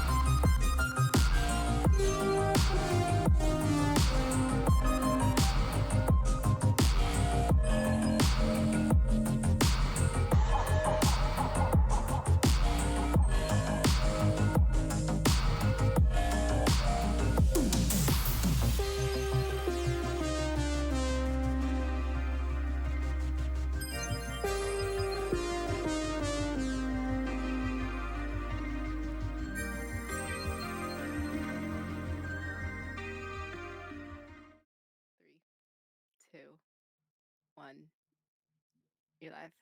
Welcome back. We are in the middle of a Nova Sense fancy gala. Some things are already going wrong, but you never know what might happen. And Reggie hears a voice behind him saying, it's always nice to see you actually looking classy. As you turn around, Reggie, what does your dad, Leon, look like? Ooh, I think Leon is like the same height as Reggie at about 6'4". Um, white hair, cropped fairly short. Clean shaven. Um, he's a handsome man. Uh, in probably like a black or charcoal suit. That's like a really, really fancy, nice suit. Um, I think he's slender, but like well built. He's got a swimmer's build. So not quite as bulked out as you, but like Yes. fit. You see next to him is also Ronnie, your sister, who, if you like, you may describe her as well, or I can describe her. It's up to you. It's No, your you go. family, so Ronnie is very not that much shorter than you, is still pretty tall at about 6 feet. Your family is all pretty tall, except for your mother. Marcia is on the shorter side. Um, and Ronnie is kind of takes after your mother in terms of she's got curlier hair like your mom does. That she often will style into ringlets and kind of like pull it back. Um, she is always immaculately made up. She is wearing a pantsuit, this like slate gray charcoal pantsuit, and she looks sad. She just looks sad.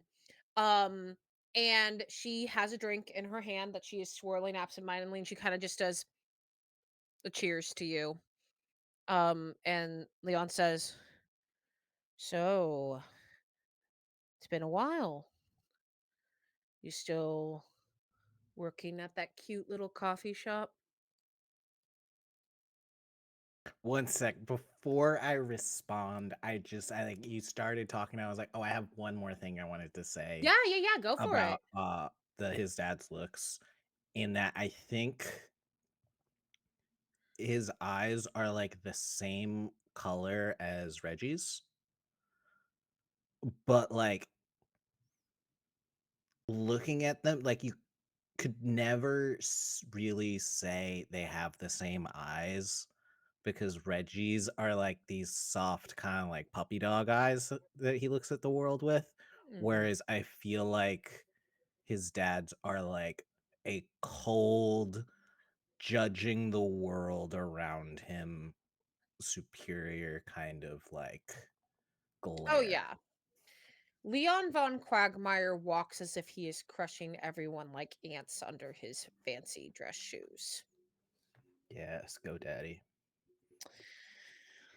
Not hot. Take a hot off the counter. We can um Um, so what did he say? What did he ask he me? said, I'm "Are so you sorry. still looking at working at that cute little coffee shop?" Yeah, we've been doing quite well actually. Because you're under the Nova Sense name. You need to be very grateful for that.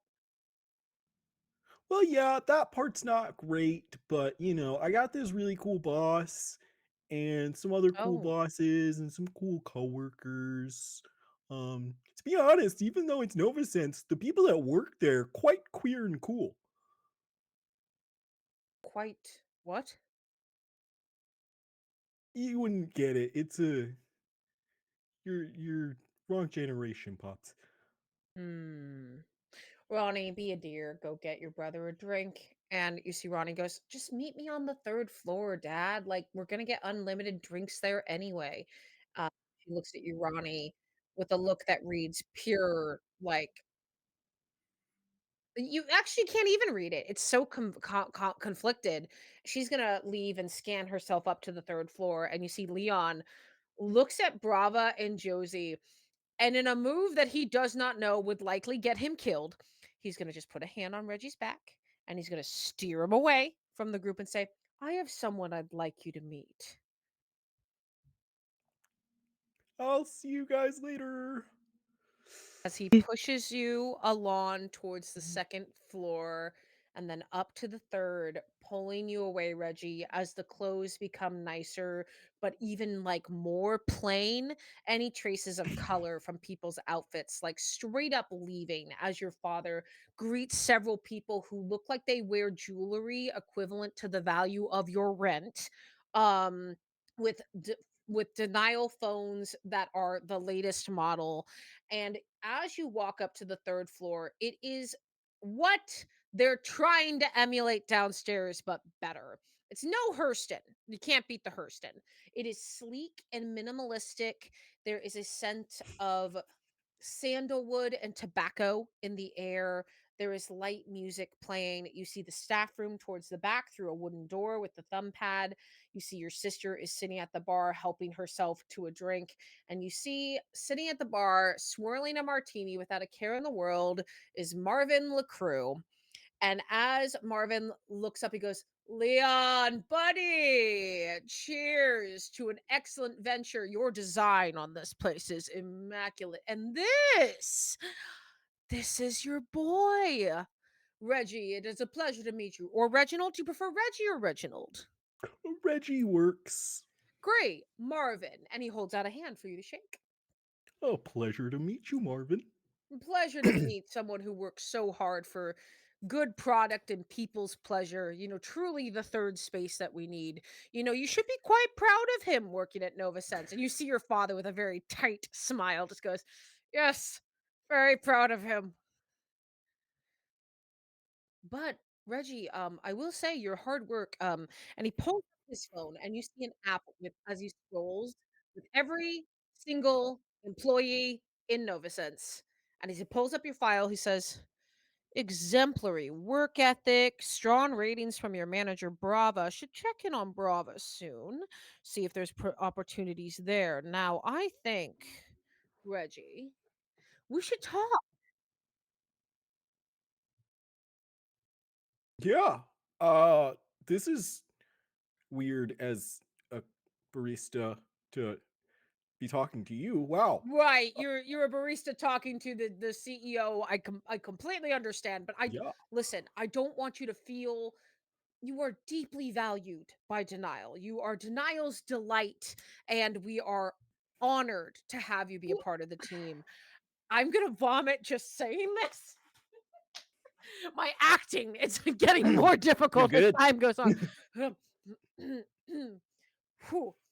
But why don't you and I have a drink and we can Hmm. discuss some opportunities? Your father said that you are quite a bright young man, and we do love the Val Quagmire name and are quite happy with all the work that you do. So, what do you think? Leon, we'll see you in a moment. Reggie, have a drink with me? Oh, I don't drink. Thank you.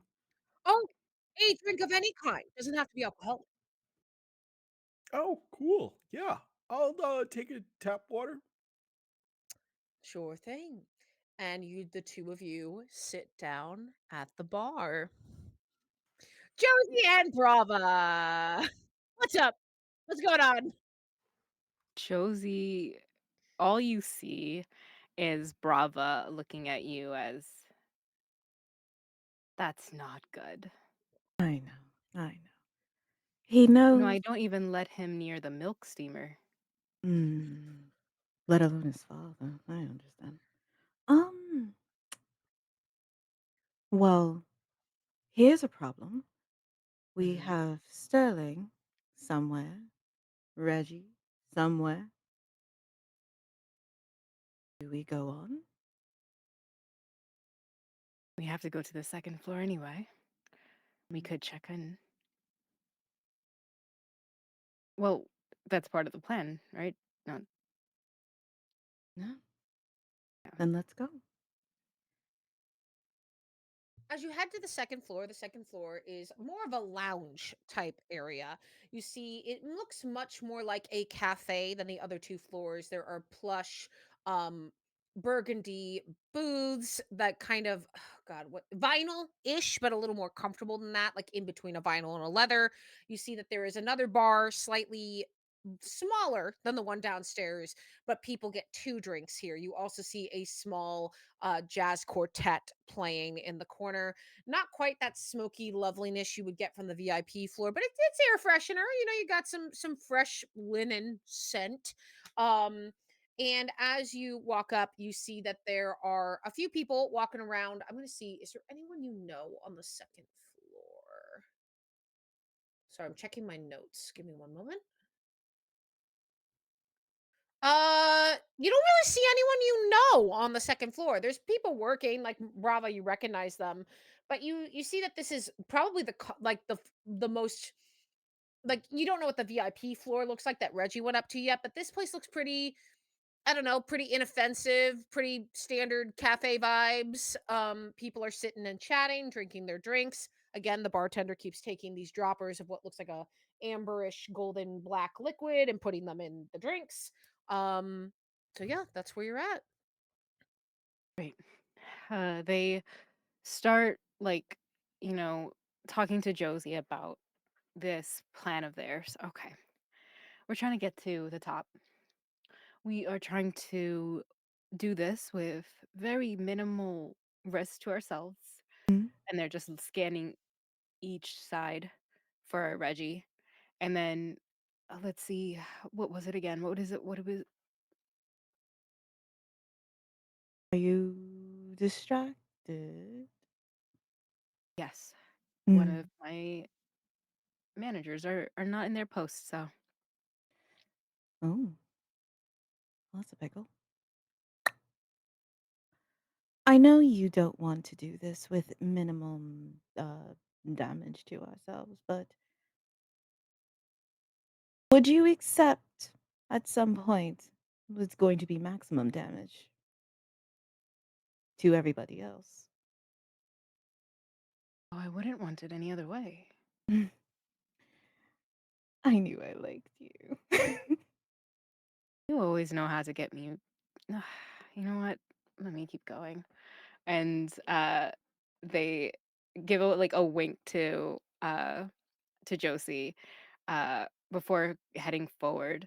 They don't recognize anyone here, so they're gonna keep going to the next floor if Before you that's go to okay the with next, Josie. before you get to the next floor, I need you to do something for me. I need you to roll me a defy disaster, and here's why. As you begin to head up to the stairs, there's a rather large display of new Novasense wine glasses and beer steins as part of the new bar upgrade. As you begin to walk up, you see this, the shelf is kind of like if the staircase was here and going up, you see the shelf is here like a wall. And as you begin to go up, you see the shelf teeter and begin to fall, like it's going to come down right on top of you because you didn't spot a certain cloaked person walking around who's been following you. So I need you to please make me a defy disaster roll. You can either pick daring, grace, heart, wit, or spirit.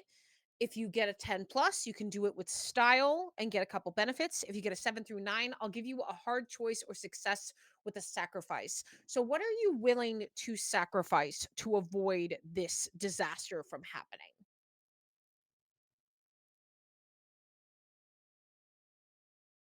Let's see. They're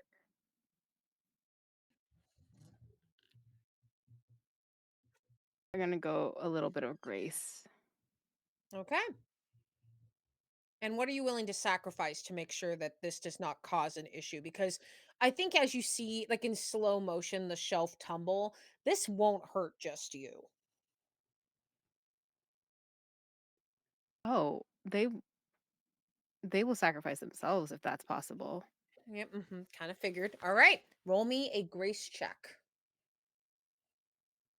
That's double sixes. Oh, hell That's a double six yeah! plus one for a 13.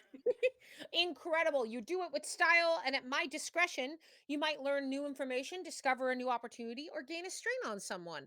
How do you gracefully avert this? This is a wild, this is the most successful you could, like, one of the most successful you could be. Paint me a picture, Brava. Assuming that Josie is the one who is nearest, who could also get hurt. Not assuming that Josie looks so fine in what they are wearing. They're going to pull Josie in by the curve of their waist, turn them into a spin. When that thing comes down, they are breaking the, like, whatever is going to break, like if it's a bottle, things like that, glass, they're catching it with the other hand. Even with their long nails, they're catching it.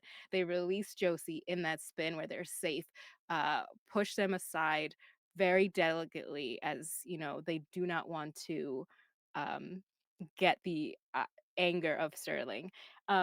Turn back around, catch the other bottle, and what they want to do is get a string on. They didn't notice that someone was there. Could they have noticed them No. now?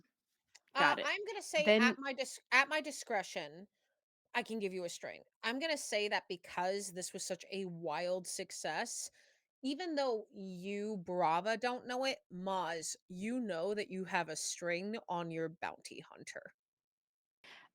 awesome. I think Brava is like their Nagamani is like a sixth sense kind of feeling of like Mhm. something's fucking off.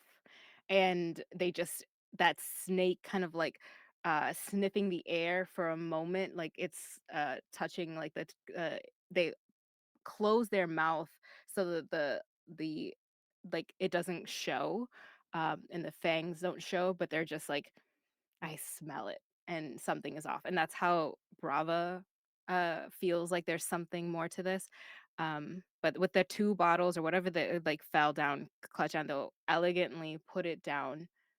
And if it's like a bottle of champagne, the other one, pop that open, uh, and pour a glass um for Josie and themselves. So, we actually never described your Nagamani.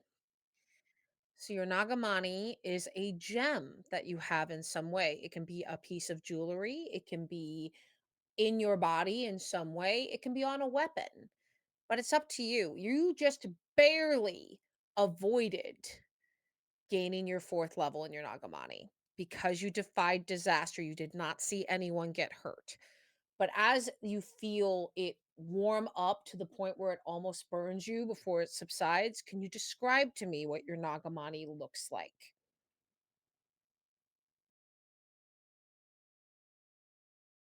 Their Nagamani is the hilt,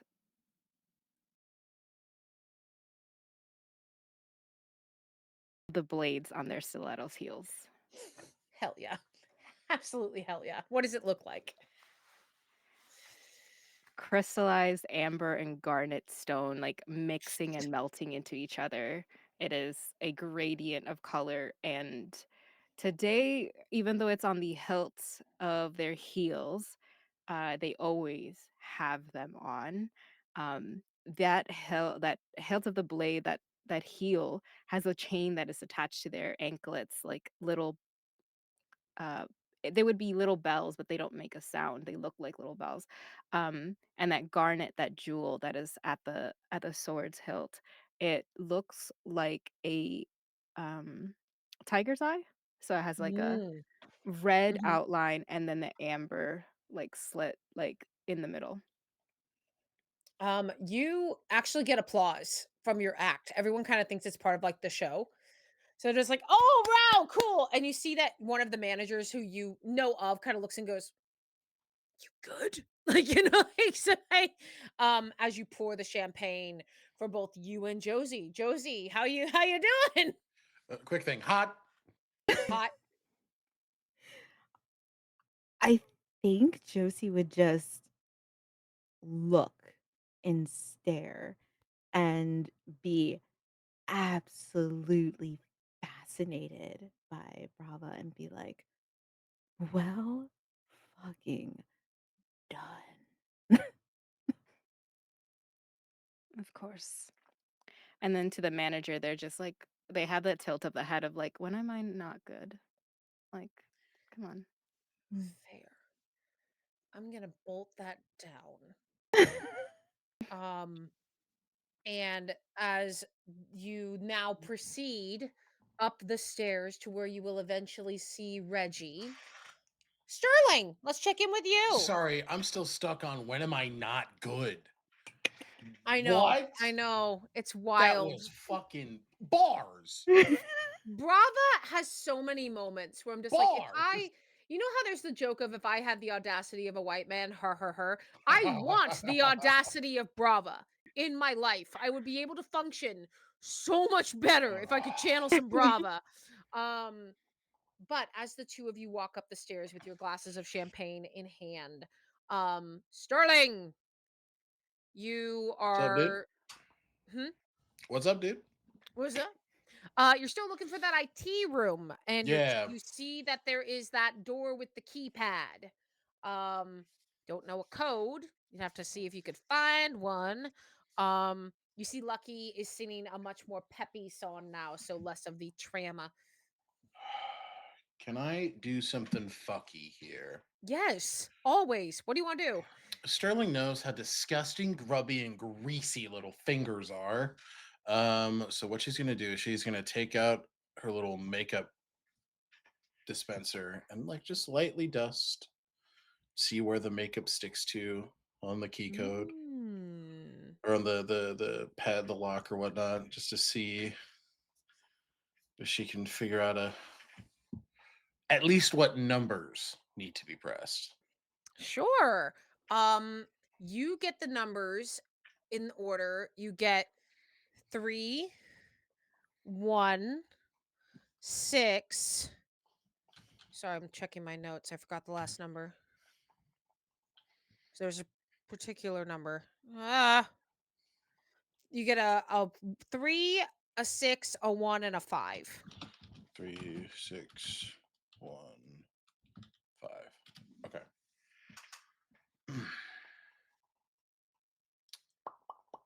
Okay. Um,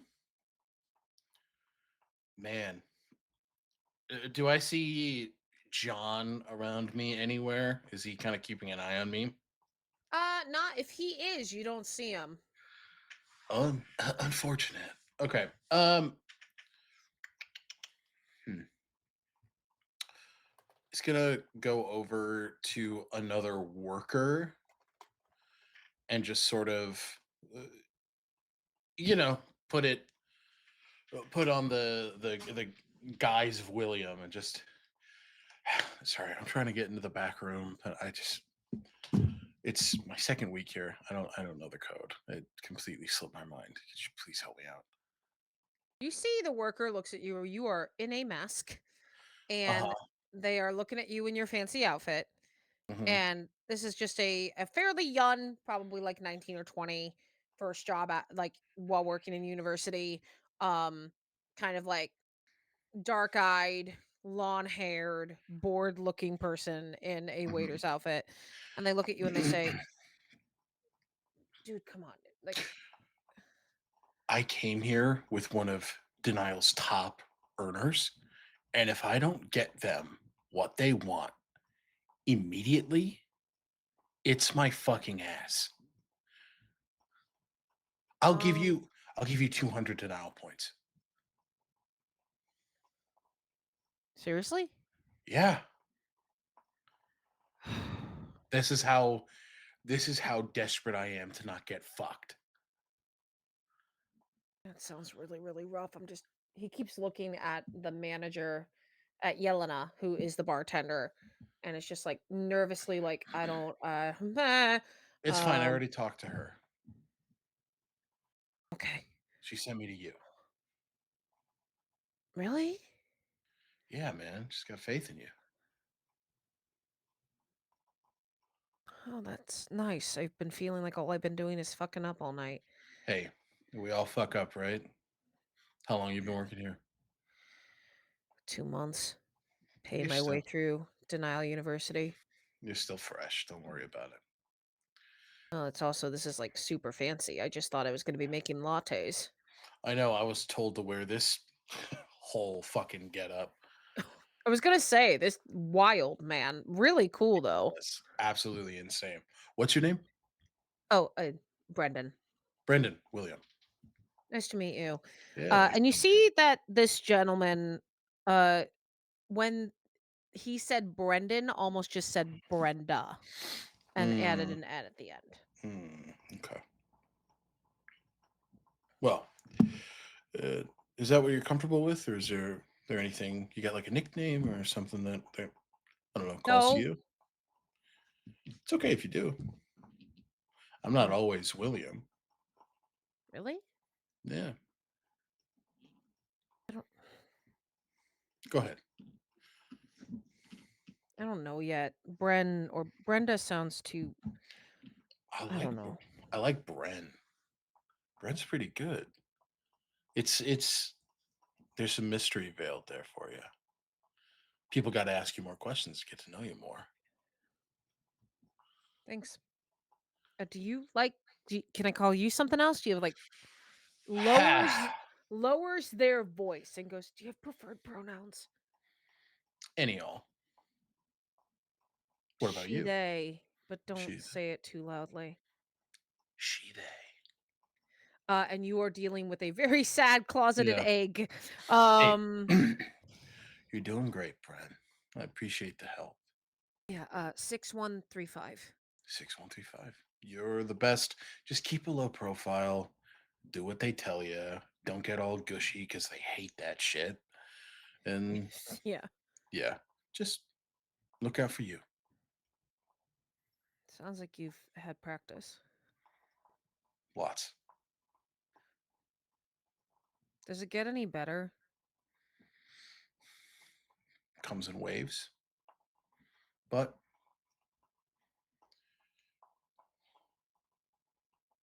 sometimes it's got to be dark for us to appreciate the light just a little bit more. You can take a string on Bren. And you have the IT code, which, fun fact, that was the code that was on the note that Yep. Keats gave to Josie. String on Bren. Okay. Thank you. Have a good rest of your night. And it Same to always you, gets man. Oh, better. don't drink anything with the drops in it. Oh, fuck no. I already know that. Mm. Yeah. All right. Good luck. Sterling will put in the code and get the fuck into that IT room. As the IT room opens and you quickly make sure the door slides behind you, you see a very honestly bare bones IT room. You see that it's, basically what you would need for a basic server. The I'm not a techie, so someone in the chat can yell at me at what equipment would you need for a basic server room, and that's what you have. And as you look up, you see there's a rather large screen. The only big futuristic thing here is like a very large screen, and you have the equipment that Charlotte had given you to plug in, um, which is just standard like USB, HDMI, insert random letters here, cables. Okay. And I do exactly what Charlotte told me to do. Boop, boop, boop, boop. And as the screen pops up, you see that in the smaller monitor, you see that Charlotte's face pops up in the frame. And typing happens. You begin to see code begin to whiz by, and you see Charlotte say, I'm not going to be able to hear you back, but you can hear me. Get me one of those bottles, remember? Mm-hmm. You And can't hear me. Why am I saying shit? and you see code just rush by as Charlotte absorbs all of the data from this new establishment. Um, and getting out of here, you will need to be careful because John is probably lurking somewhere around. Sterling will start to strip out of their attire and flip the clothes around, taking off the accoutrements, and will remove their makeup to slip back in. Because the best mask is the face that no one's ever seen. Bars. That's rad as hell. You exit the room looking like you. Ginger Yep. hair, freckles, in pretty much all black work clothes. And at this point, people would probably think you were an employee. Um, and as you walk out, you realize that your other three friends are not on this floor. Shit. Boom, boom, boom, boom, boom. Moving back up to Reggie with Brava and Josie quickly behind. Reggie, you sit down with Marvin, and Marvin gets you not a glass of tap water, very clearly nice purified water, spring water with ice in it. And then he goes, do you take a lemon, a lime? None of it. No, I'm good. Just water's fine. Great. Slide you the water. You see Leon your dad kind of goes over to a corner and is definitely giving like that cold, steely eye of, I don't know what's happening here, but the boss told me to bring you, so I'm doing it. And you see Marvin says, so Reggie, you just no wrong answer here. By the way, you want to be like a barista for all your life, or you have some aspirations for yourself? What would you like to do? What's the Reggie dream? The veggie dream. Yeah. I mean, I do like being a barista.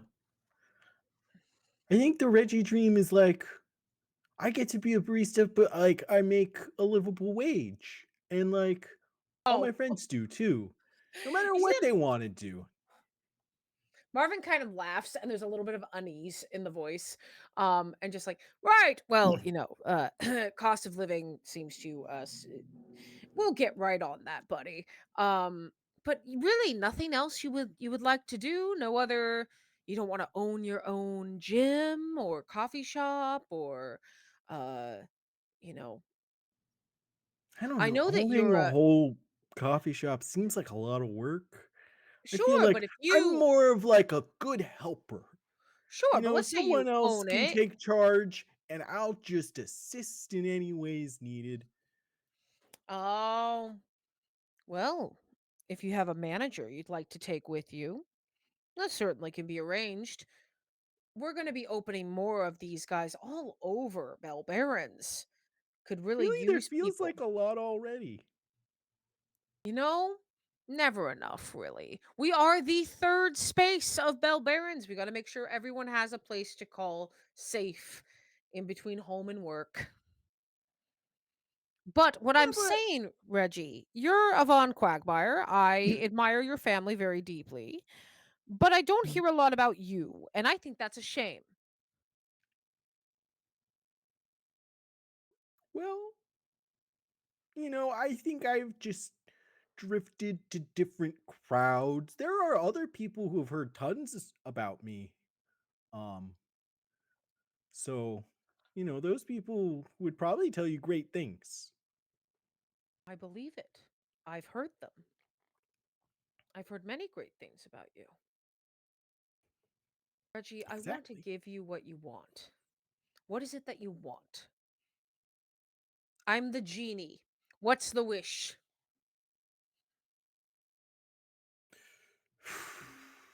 um,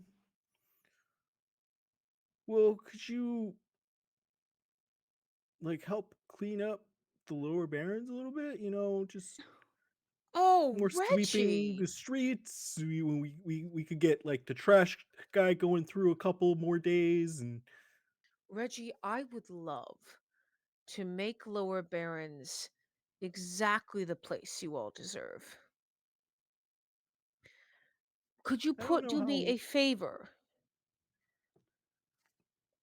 Get me in contact with Charlotte Bentworth?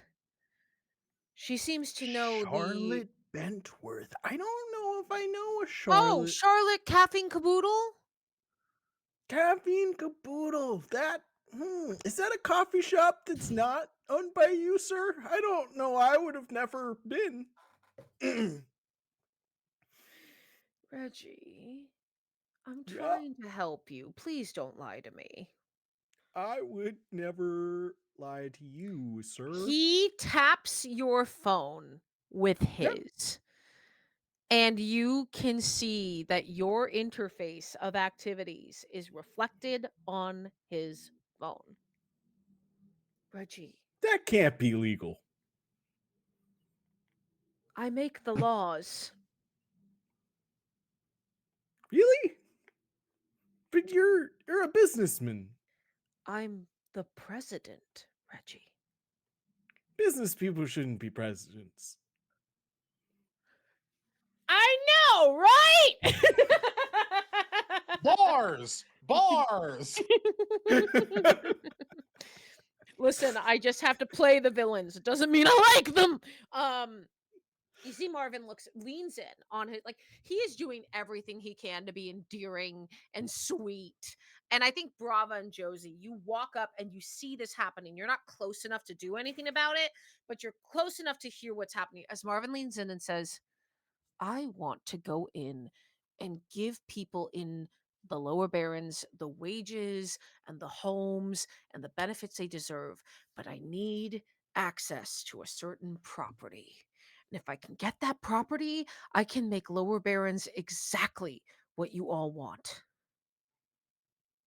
All I need is the caffeine caboodle.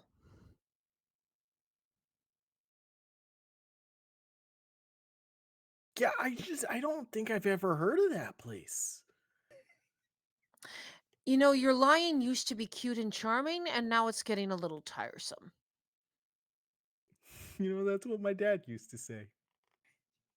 Ooh, that hurt even me. Like, even I know that your dad's ways. Even I know your father's an asshole. Easy does it, buddy. I know everything about you. Gross. And I know what you care about the most. And he pulls up Brava's profile on his phone. So don't push me, Reginald. I'm going to get another drink. You think it over. And he walks away. Oh, Freddie! Incredible.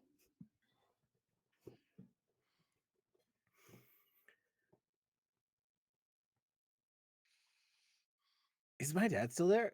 Is Your Leon dad is still? hanging out the Was he side of the watching? bar, like, just watching you. This man called him an asshole to his face. Oh, no, he's at the other side of the bar. Oh, okay. No. Marvin did the thing where it's like, Crazy. hi, says something to someone who's over here. No, Marvin's not. Listen, Marvin is many things. He's insufferable. He's an asshole and he's evil, but he's not stupid. Well, he's kind of stupid. It depends on what kind of intelligence we're talking about. But you see your dad is on the other side of the bar. You see Ronnie has now come up to the top floor and is talking to Leon very clearly from their faces. Reggie, they're not talking about anything interesting. That's the looks on their faces they got when they were talking about, like, we just got a new building, we're gonna, like, tear down this affordable housing and turn it into a much more expensive living complex.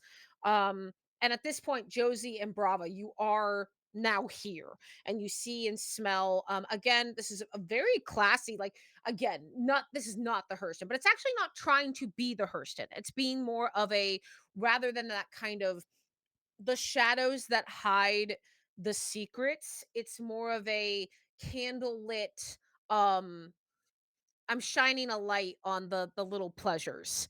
Um, and it's, so rather than that kind of mystique that comes with the Hurston, it's still a little bit of a glow, but it's more of that, like, coital afterglow where you've seen everyone laid bare for you already, rather than the mystery before you take off the clothes. Does that make sense? And the smell is sandalwood and tobacco and coffee and that light scent of alcohol. And also, Josie, right away, you know they have the good shit up here. Mm, pass. Smart. Pass. And you see Reggie in his chair. Are you okay? He was just talking with Marvin. What happened? Uh, he was mean. R- eh, Like classic rich guy, like I'm better than people kind of vibes. Um, and he was like, "Oh, you should get your own coffee store because you got a fancy name." And I was like, "I don't know, I just like being a barista." And then he's like, "I'll give you anything for Charlotte."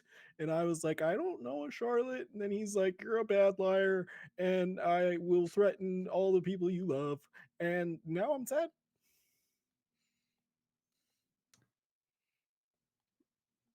I feel like Josie would just turn to Brava and be like, "We need to kill this man immediately. I don't care how many bodies are in the streets afterwards."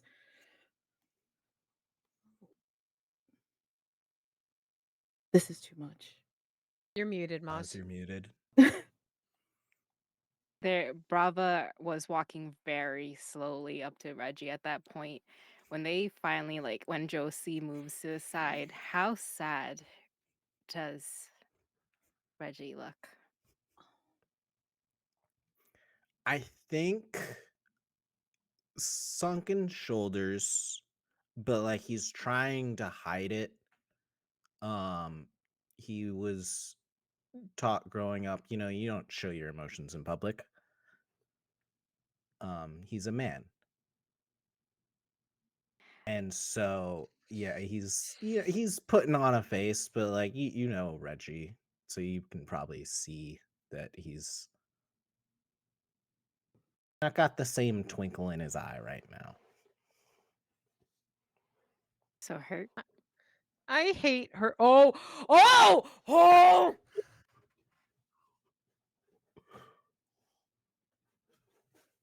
Josie just steps out the way. They What come happened? in, their heels breaking into, if whatever the flooring is, if this is top grade marble, It is. each step is breaking it a crack and a crack. Seeing Reggie, there is a shift first from their face and like Josie saying, "Oh, we need to kill this man." The mouth first changes. It goes from like an anger to it opens up too wide. And the Nagamani that are attached to the heels, at least to Reggie, this is new, but for Josie, this is familiar. Brava's fangs were always their heels. So they reach up, they lower in height for a second as it comes back and two large fangs come in. They their upper torso lengthens. They have long ripples of curls coming down, jewels encrusted on them, and their lower half of the body turns into this large, long, chromatic snake. Their mouth opens up. Who hurt you? Hot.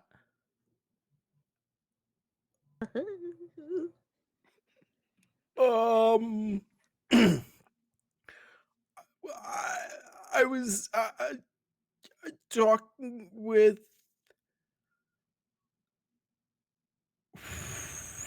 no one. It's not good to lie right now, darling. Look at her. Look at them. I I I see that. I feel like you fighting right now with this. It was Marvin. They turn to Josie, and you just see the flick of a head. I'm hungry. Then why don't you go eat? Content check in the side chat. Yes. As this happens, you see everyone viscerally reacts to the change that has happened. You see people step back, looking concerned, mumbling to each other.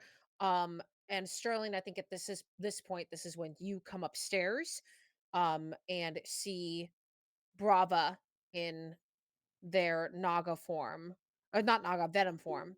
Um, and so you see that everyone is mumbling, but not like anything other than like, whoa, I've never seen anything like that. This is weird. Like, what's going on? Is this part of the show? Like, what's happening?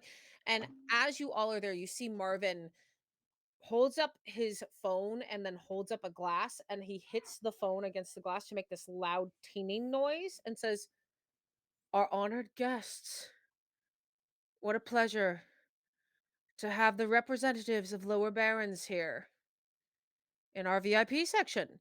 I have to say, I'm a little disappointed. I thought you were going to be much more subtle about this. My knowledge told me that this was an espionage mission. This doesn't feel particularly espionage, but it's all right." He gestures to Brava, looking up and down at your Lamia form. "We'll send you back to the outer circles where you belong. I have plenty of people. It's easy." And you see he holds up his phone and he hits a series of buttons. And people around you with drinks in their hands, not everyone, but enough, begin to turn and look. And he says, "Doesn't this make you feel angry? Knowing that these people are here to ruin your good time? You work so hard and you do so much, and all they want to do is ruin it. I know that you're angry. I know that's what you're feeling." And people, putting down their drained drink glasses, begin to advance towards all of you like a zombie horde. And we are entering combat. You see, the people who have not drunk from the drinks are not controlled. Reggie, your sister, doesn't actually appear to be controlled, nor does your dad, even though you saw them drink. Um, but you do see that people begin to make a move. These are people who are taking their phones out. Some have tasers, some have like they're grabbing sharp glass things. And you see Marvin goes, "Now, if you'll excuse me." And he walks towards the elevator and leaves. What are you all doing as you enter this fight scene? Sterling is trailing that motherfucker. Yes. Absolutely. This Absolutely. Lamia, this has their scent. They're hungry. They are pushing Reggie forward to protect them. Josie, kind of, uh, you see the curl of the end of Brava's tail hugging around your waist to say, "Come." Um, and as they're advancing, uh, they will push everyone towards Marvin, and Brava will turn. I don't know if Brava recognizes the sister, but they will. So I don't have more than I two am gonna be a conditions. hard ass. Marvin has left the scene. Okay, You are blocked by a group of people being controlled in some way, and they are coming towards you with murderous intent. that makes sense. Right. Yep. Same thing where they go forward and seeing like it's blocked. Mhm. Uh, around Sterling, Reggie, and Josie is this long Lamia snake, and they're curling up. Um, I don't have two conditions on me, uh, but my Nagamani is more than a four. Could I use my venom to call on a toxic power?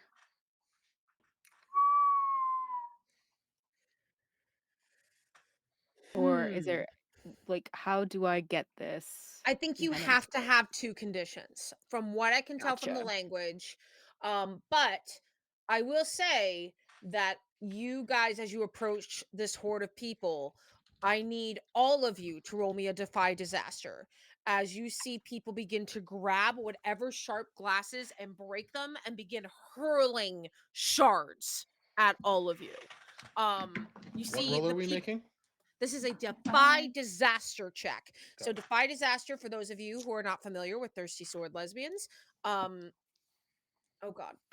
Defy disaster when you push your limits to achieve something extraordinary that's not covered by another move or to avert an imminent danger to yourself or someone else. Say what you're willing to sacrifice and pick your approach. Um, Also, I want Josie, you feel your burner phone buzz in your pocket a couple of times. Um, you pick it up and it's a text, and it's just Adams saying, "You good?" No. All right, we'll get to that when we get to that because I know you've got some stuff, and I've been waiting for you to be able to use some of this. I've been like, I'm waiting, I'm watching, I'm watching. All right, we're gonna actually start with Josie. Josie, what are we rolling, and what are you willing to sacrifice to stop this attack from hurting you and your friends? um. Oh, I think.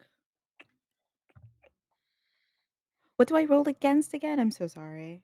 So what you're doing is you're picking any of the stats, Okay. and you can just tell me what you're doing that applies to any of the stats, and then tell me what you're willing to sacrifice. I'm gonna roll. I'm gonna roll with daring. Why not? And then I am who.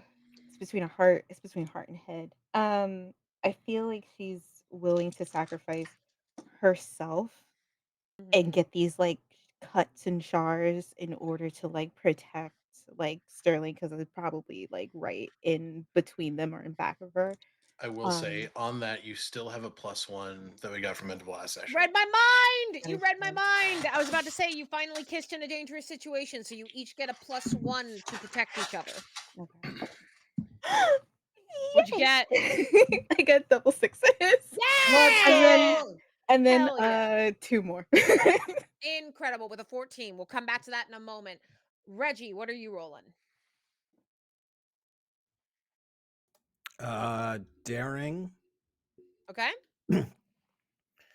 Um, Reggie is going to turn to the closest person to them, grab like a champagne glass out of their hand, and try and use that as a sword to deflect the incoming blows.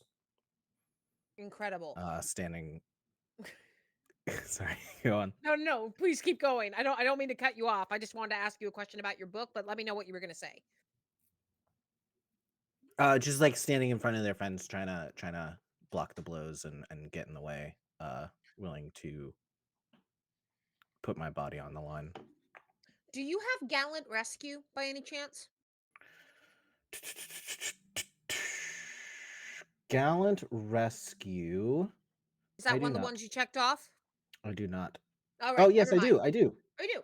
When you defy disaster that's about to befall someone else, you can either gain a strain on them or ask one of the following questions, even if you roll less than a 6. So, basically, you have an additional thing you can add as the devoted to this defy disaster move. So go ahead and roll that daring.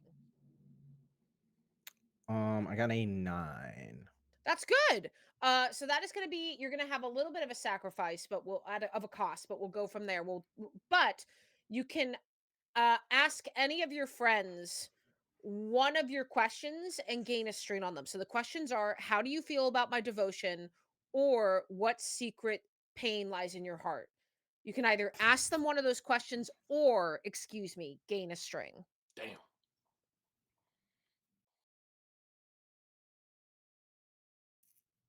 What secret pain lies in your heart, Josie? You son of Lay a bitch. I cat. knew you were gonna fucking Lay do it. I knew you were gonna fucking And do Joe was like, I can it. tell, I can tell, I can fucking tell.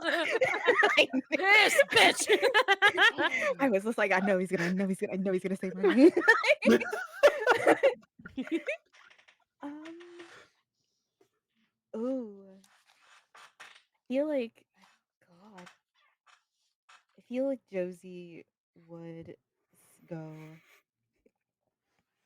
I am terrified of not being kind of. Ugh, I am terrified of letting the people that I love down because I've let so many people down. And every single time it hurts even deeper. And then that would like unlock something within her as she's she feels like Sterling there, and that also like makes her kind of just go like, my dad instilled loyalty. My dad instilled family. My dad instilled all of these precious little things into me. And sometimes I am just scared that I'm going to let the people that I love down the most. And that means my entire family. That means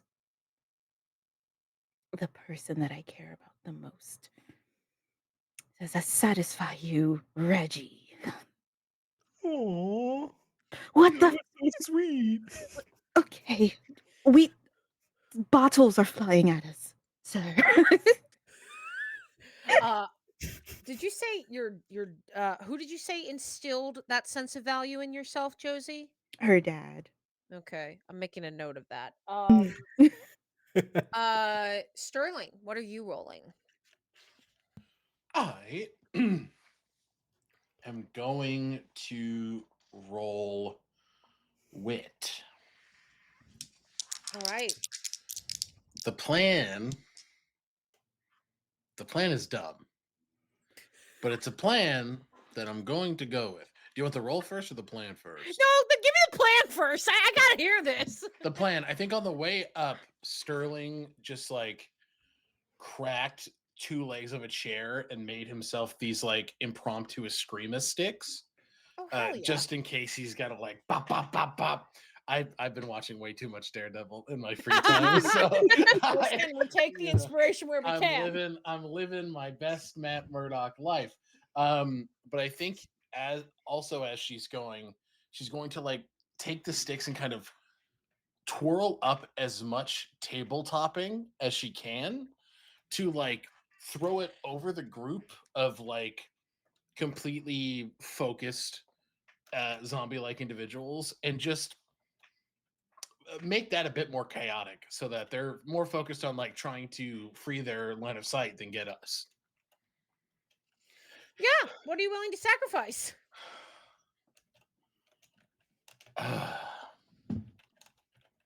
I'm willing to make that sacrifice.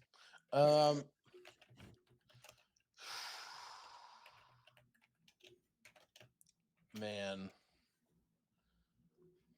I'm willing to give John an opportunity here. Ooh. Let's get messy, baby. Oh, we love it. We love a good mess. All right. And I get a +1 as well because of Josie here, or no? You do. Because okay, You cool. do. Mm-hmm. I'm gonna crash out. Alec, what did you do? I'm gonna crash the fuck out. Can we help What did you get? in some way? What did you get? I got a 5. Oh no, buddy. I'm gonna. I want to know what glass tastes like. You know, Does what I that mean? mean he gets a condition? And then I get a condition. It depends actually, because currently Sterling has 3. So this is definitely going to be a stagger for sure. Fuck. We'll get to that in just a Can moment. I Yes. Oh, someone redeemed a use reroll. my move? Oh, reroll. We got a Fanaticals? reroll. Oh, We got a reroll. So hold on to that. We're gonna need it. We're gonna need it. okay. It's one worse. Okay. It's one worse. It's one worse. It's a lot worse. It's okay. That's Right, fine. right, That's Back fine. to plan A. Back to plan A. Can I use my ability Fanatical Self-Sacrifice? Yes. You may Hold mark on a to that. I want to get Brava's roll really, really quick. And then we're going to explain what happens. And then you can describe fanatical self-sacrifice. Does that sound good? Yes. Awesome. Okay, because I want to make sure we're doing it in order and we know what's happening. Bravo, what are we rolling? Um, thing. I was going to do something related to sacrifice. For Divide Disaster, they're going to roll daring. Okay. You have a +1 to all daring rolls, as a reminder. I knew that. Yeah. Wait, do you still have it because you Yeah, shifted yeah, it into your yeah, venom yeah. form? You might have lost it if you shifted it into your venom Totally form. knew that. No, I think actually, I'm so sorry. You don't have a +1 because you shifted out of that form that gave you the +1 into Mm. into the venom form. So unfortunately, you do not have that +1. I am so Oh, sorry. that's a +1 forward in my next fight. Oh, doesn't oh, Yeah, okay. You can yeah, take it. You can take it. It's fine. yeah. For Defy Disaster, though, what they're Yeah. planning is, I imagine their venom has a sort of dreamlike ability, and it's not it's not uncomfortable, but it is something that maybe they were sought after for, or any like why there are not very few of them. What they're going to do, kind of like a spitting snake, is unleash it onto the crowd for them to go into a dreamlike state. That's the idea. Amazing. Go ahead and roll, and then we're gonna just play everything out. Plus daring. Yes. Okay, that's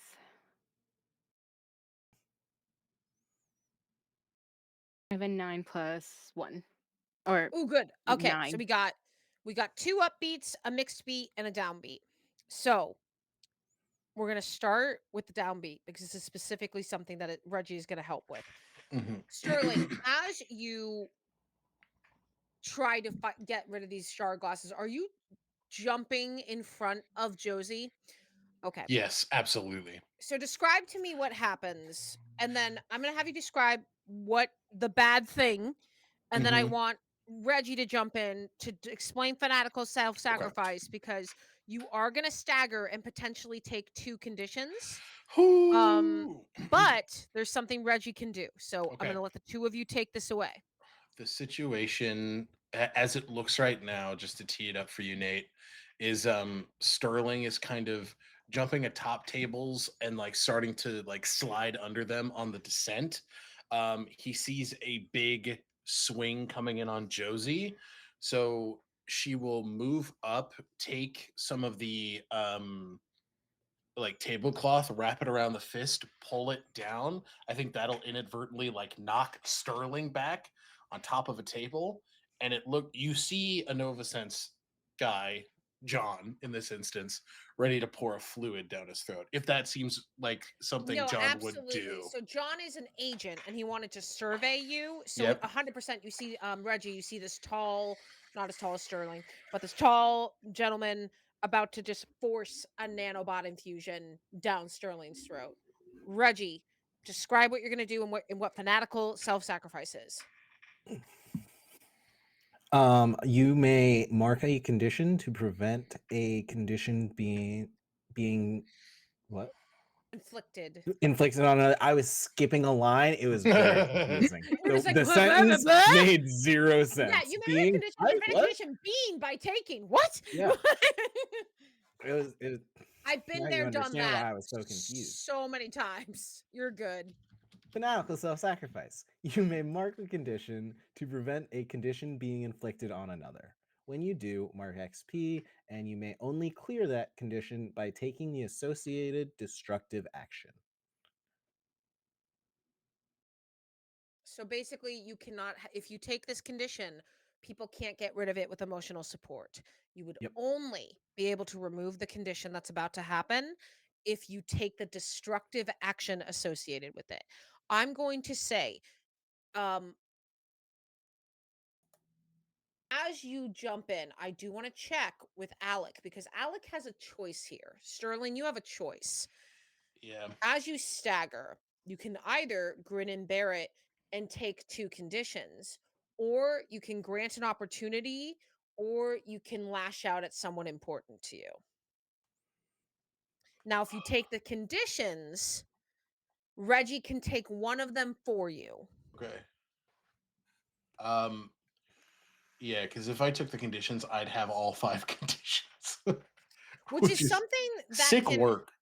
it's something that can happen that you can hold on to, but if you stagger again, something very bad might happen. Love to see it. Yeah, fuck me up, boss. I Sorry, what were my options? I know You lash can out at lash someone I out at care someone whose about. regard matters to you, Yep. and you're gonna provoke them to do something stupid, basically.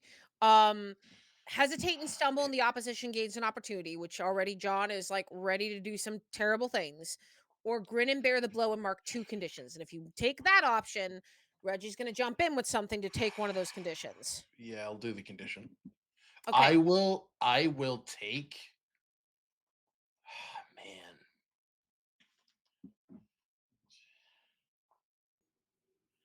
both of these suck. Yeah, they're not I great. don't. I don't want to give one of these to fucking Reggie, man. You gotta. Oh, brother, this guy stinks. I'm gonna, What are the conditions? frightened and hopeless are the only two I Ooh. do not have right now.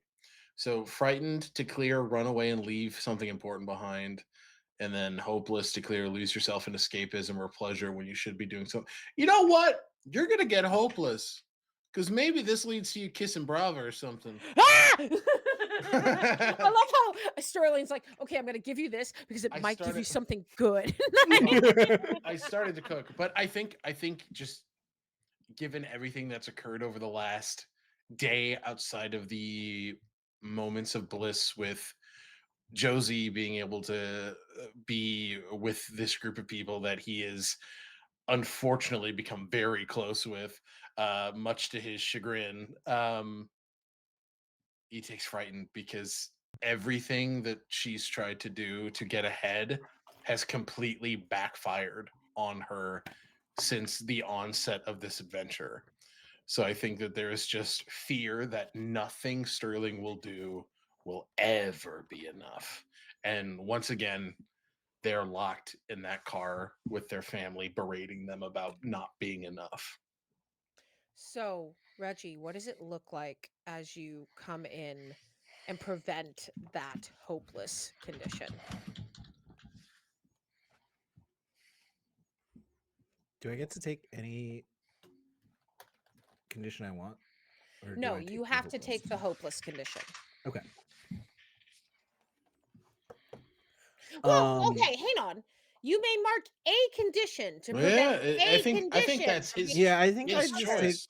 choice. because if I already had hopeless marked, like Yeah, what condition do you want to take? Yeah, it's up to you, bud. I think Reggie's gonna get angry. Fair. And you only have a -1 to figure out a person. Okay. Because this is your conditions cause a -1 penalty to the associated basic moves instead of -2. So what does it look like as you prevent I think what's happening, if y'all are fine with it, is the nanobots infusion is getting knocked away. Yeah. Um, Yeah. but what happens in this moment as you get if you stop this happening and get angry? I think Reggie is like focusing on protecting Brava first. Making sure no glass in Bravo's face, obviously.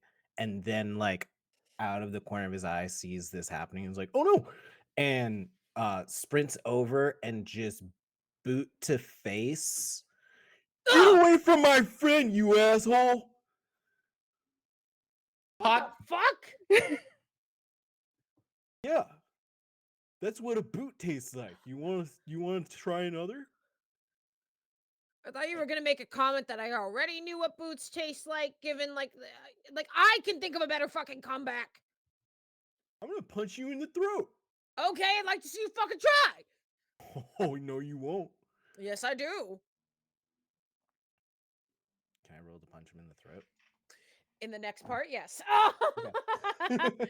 um, back to our to Josie and Brava. Josie, you got a whoppingly wild success. Um, so you get to do it with style, and then at my discretion, I can give you something else. So let me know what it looks like as you successfully defy disaster in this moment and do not take any conditions or injuries or anything like that. I think that with the success, Josie would like try to find the nearest bottleneck and just smash it against the table and then if she sees anybody in her line of sight, like, trying to go for Brava or Reggie or even, like, Sterling, it's just kind of like it would just be, like, shank action all the way through. 100%. As you're able to fight the glass off and you kind of make a berth, it's like it's one of those, like, shows where you're like, "Back up!" and you make, like, a circle around yourself as these mind-controlled people come towards you. You very it it probably seems obvious, but I'm gonna give it to you anyway. Very clearly, the nanobot infusion is controlling them. Whatever Marvin did with his phone is controlling them and invoking their emotions to be frightened of you, to want to attack you, to because the looks you're getting on their faces are not we're malicious monsters who want to eat you. It's terrified people who think they're defending themselves. Well, that's unfortunate that you drank all of that. Still trying to just get everybody away and, um, yeah, Your yeah. phone buzzes again, and in all caps this time. You good? No, fuck, and then, like, just start would literally just press the button to call them and be like, "Hi, Adams, if you can get here with everybody else, that would be perfect. Uh, Perfect." all right, I don't have your character sheet up. Shoot. All right, I gotta. I thought I had it up, but I don't. I need to pull up your character sheet. So I can see because I believe there is a specific way you can call one of your family members to you. Um, Mm. so let's take a look at that. So this is the matriarch book, which is part of the expanded version, just like the Naga is, and it's awesome.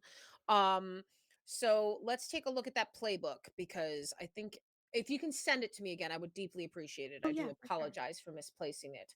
Um, in the meantime, while you're finding that, Brava, you also succeeded.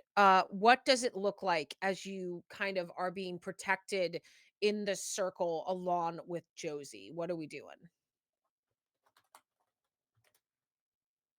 The circle is pretty much Brava's snake body, right? So they're like taller than ever, and they outstretch and release the venom around them in a circle outside of the circle. That's a double. Yep, you realize that outside of the safety dome. And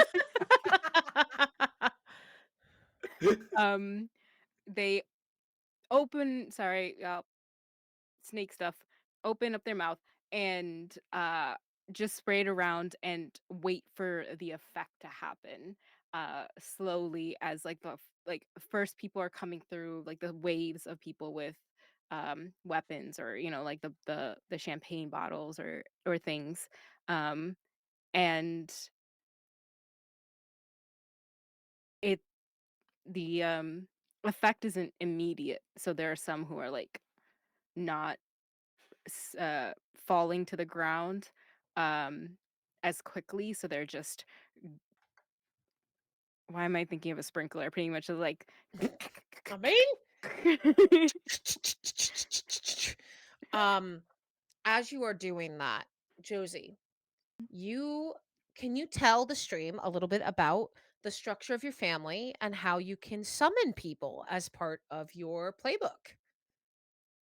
Ooh, so the structure of my family is wild. So Sade, Sade is my seduction. Adams is my operations, my right hand, my foot, my left leg, everything that she's ever been to me. Love her to pieces. And then Devin is my lookout and my history buff, my lights and sound. So according to the playbook, it's you can call on family when you need their speciality, and if they can, they will assist you. If the task is particularly hard, then I'll ask you to mark their need and go up. So I specifically, because I don't want Sade hurt and I don't want Devin hurt. Um, I think Josie would specifically call for Adams because they have a special set of skills. Mhm. Mark Adams's need to 2. Okay. because Adams is starting to, when you panic and you start texting, Mhm. Adams is going, something's going on. There's people down here. I don't know what's happening. What's going on?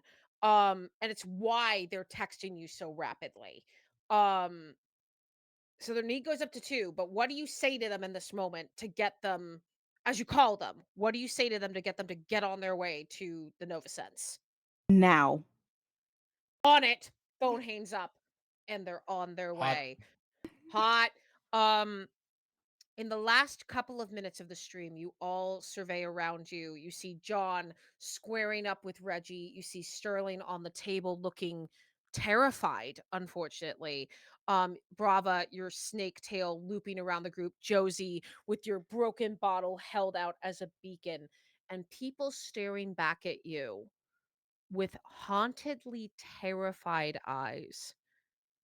And in this moment, you realize Marvin LaCrue has made them see you as their enemy. And unfortunately, that is where we will end our session.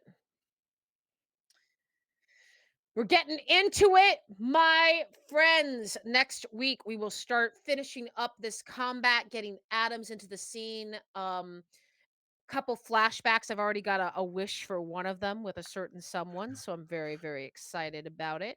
Um, my players, how are we feeling? Getting into the nitty gritty. Are we feeling good? Are we Fuck feeling me up, fam. jazz? Yeah. Okay. Want to make sure we're all good. Fuck me up, Um, dude. thank you all so much for being here. I feel like every time I play Thirsty Sword Lesbians, there's one person who ends up getting all the conditions. And I guess for this playthrough, it's you, Alec. Alec's like, I'll do it.